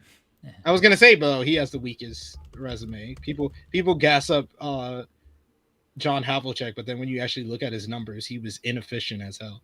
Yeah, the only person who's not in the Hall of Fame that has an MVP are either still playing or are Derrick Rose. So if Rose doesn't get in, that's when we could start the Embiid argument. But LeBron's getting in, Durant's getting in, Steph's getting in, Russ is getting in, Harden's getting in, Giannis, Jokic, Shea, they're all getting into the Hall of Fame. Embiid's gonna be the iffy one. Yeah. Because assuming, like, let's say his career ends today, the MVP is the one thing you're gonna look at of, okay, does that make him a Hall of Fame player? Maybe. Yes. History says yes. Yeah. But will it be enough overall? Derrick Rose will be the litmus test on that. And Derrick Rose isn't eligible for a couple of years because he just retired. So Yeah. Steve Nash is in the Hall of Fame. Nash is a 2-time MVP. Come on now. What are we doing? People just be saying stuff. They don't really be thinking that much into it. Was Nash one of the most fraudulent MVPs of all time? 1,000%. Is he a Hall of Famer? 1,000%. Both things can be true. Yeah, Nash is in.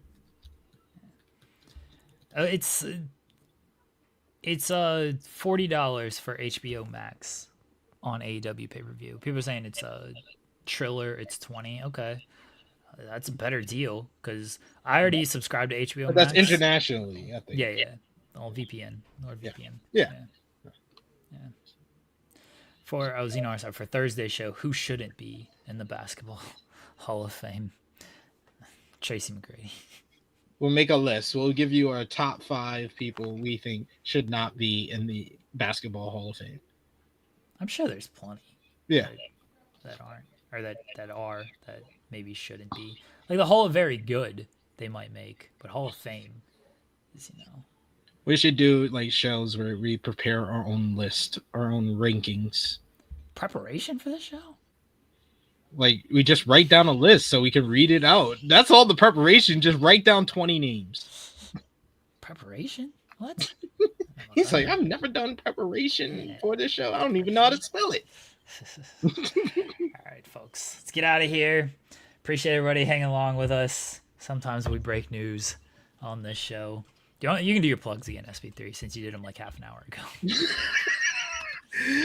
Follow me on the Twitter machine at TrueHillSB3. Follow True Hill Heat Wrestling YouTube channel, where we're going to have a new True Hill Heat cut later today. True Hill Heat Sports and Entertainment YouTube channel. Have a pre-recorded review of Wednesday Season 2 Part 1. That's going to be dropping today. Tomorrow, I'll be back here on In the Weeds at 10 a.m. Eastern Time. And then I'll also be doing AE Ramble at 1:05 p.m. Eastern Time. But go over and check out Rated Raw review from yesterday. I did a solo review. Did nearly 2 hours on my own. I don't know how. I don't know why. But go check it out so I feel better about myself. Man of the people, SP3.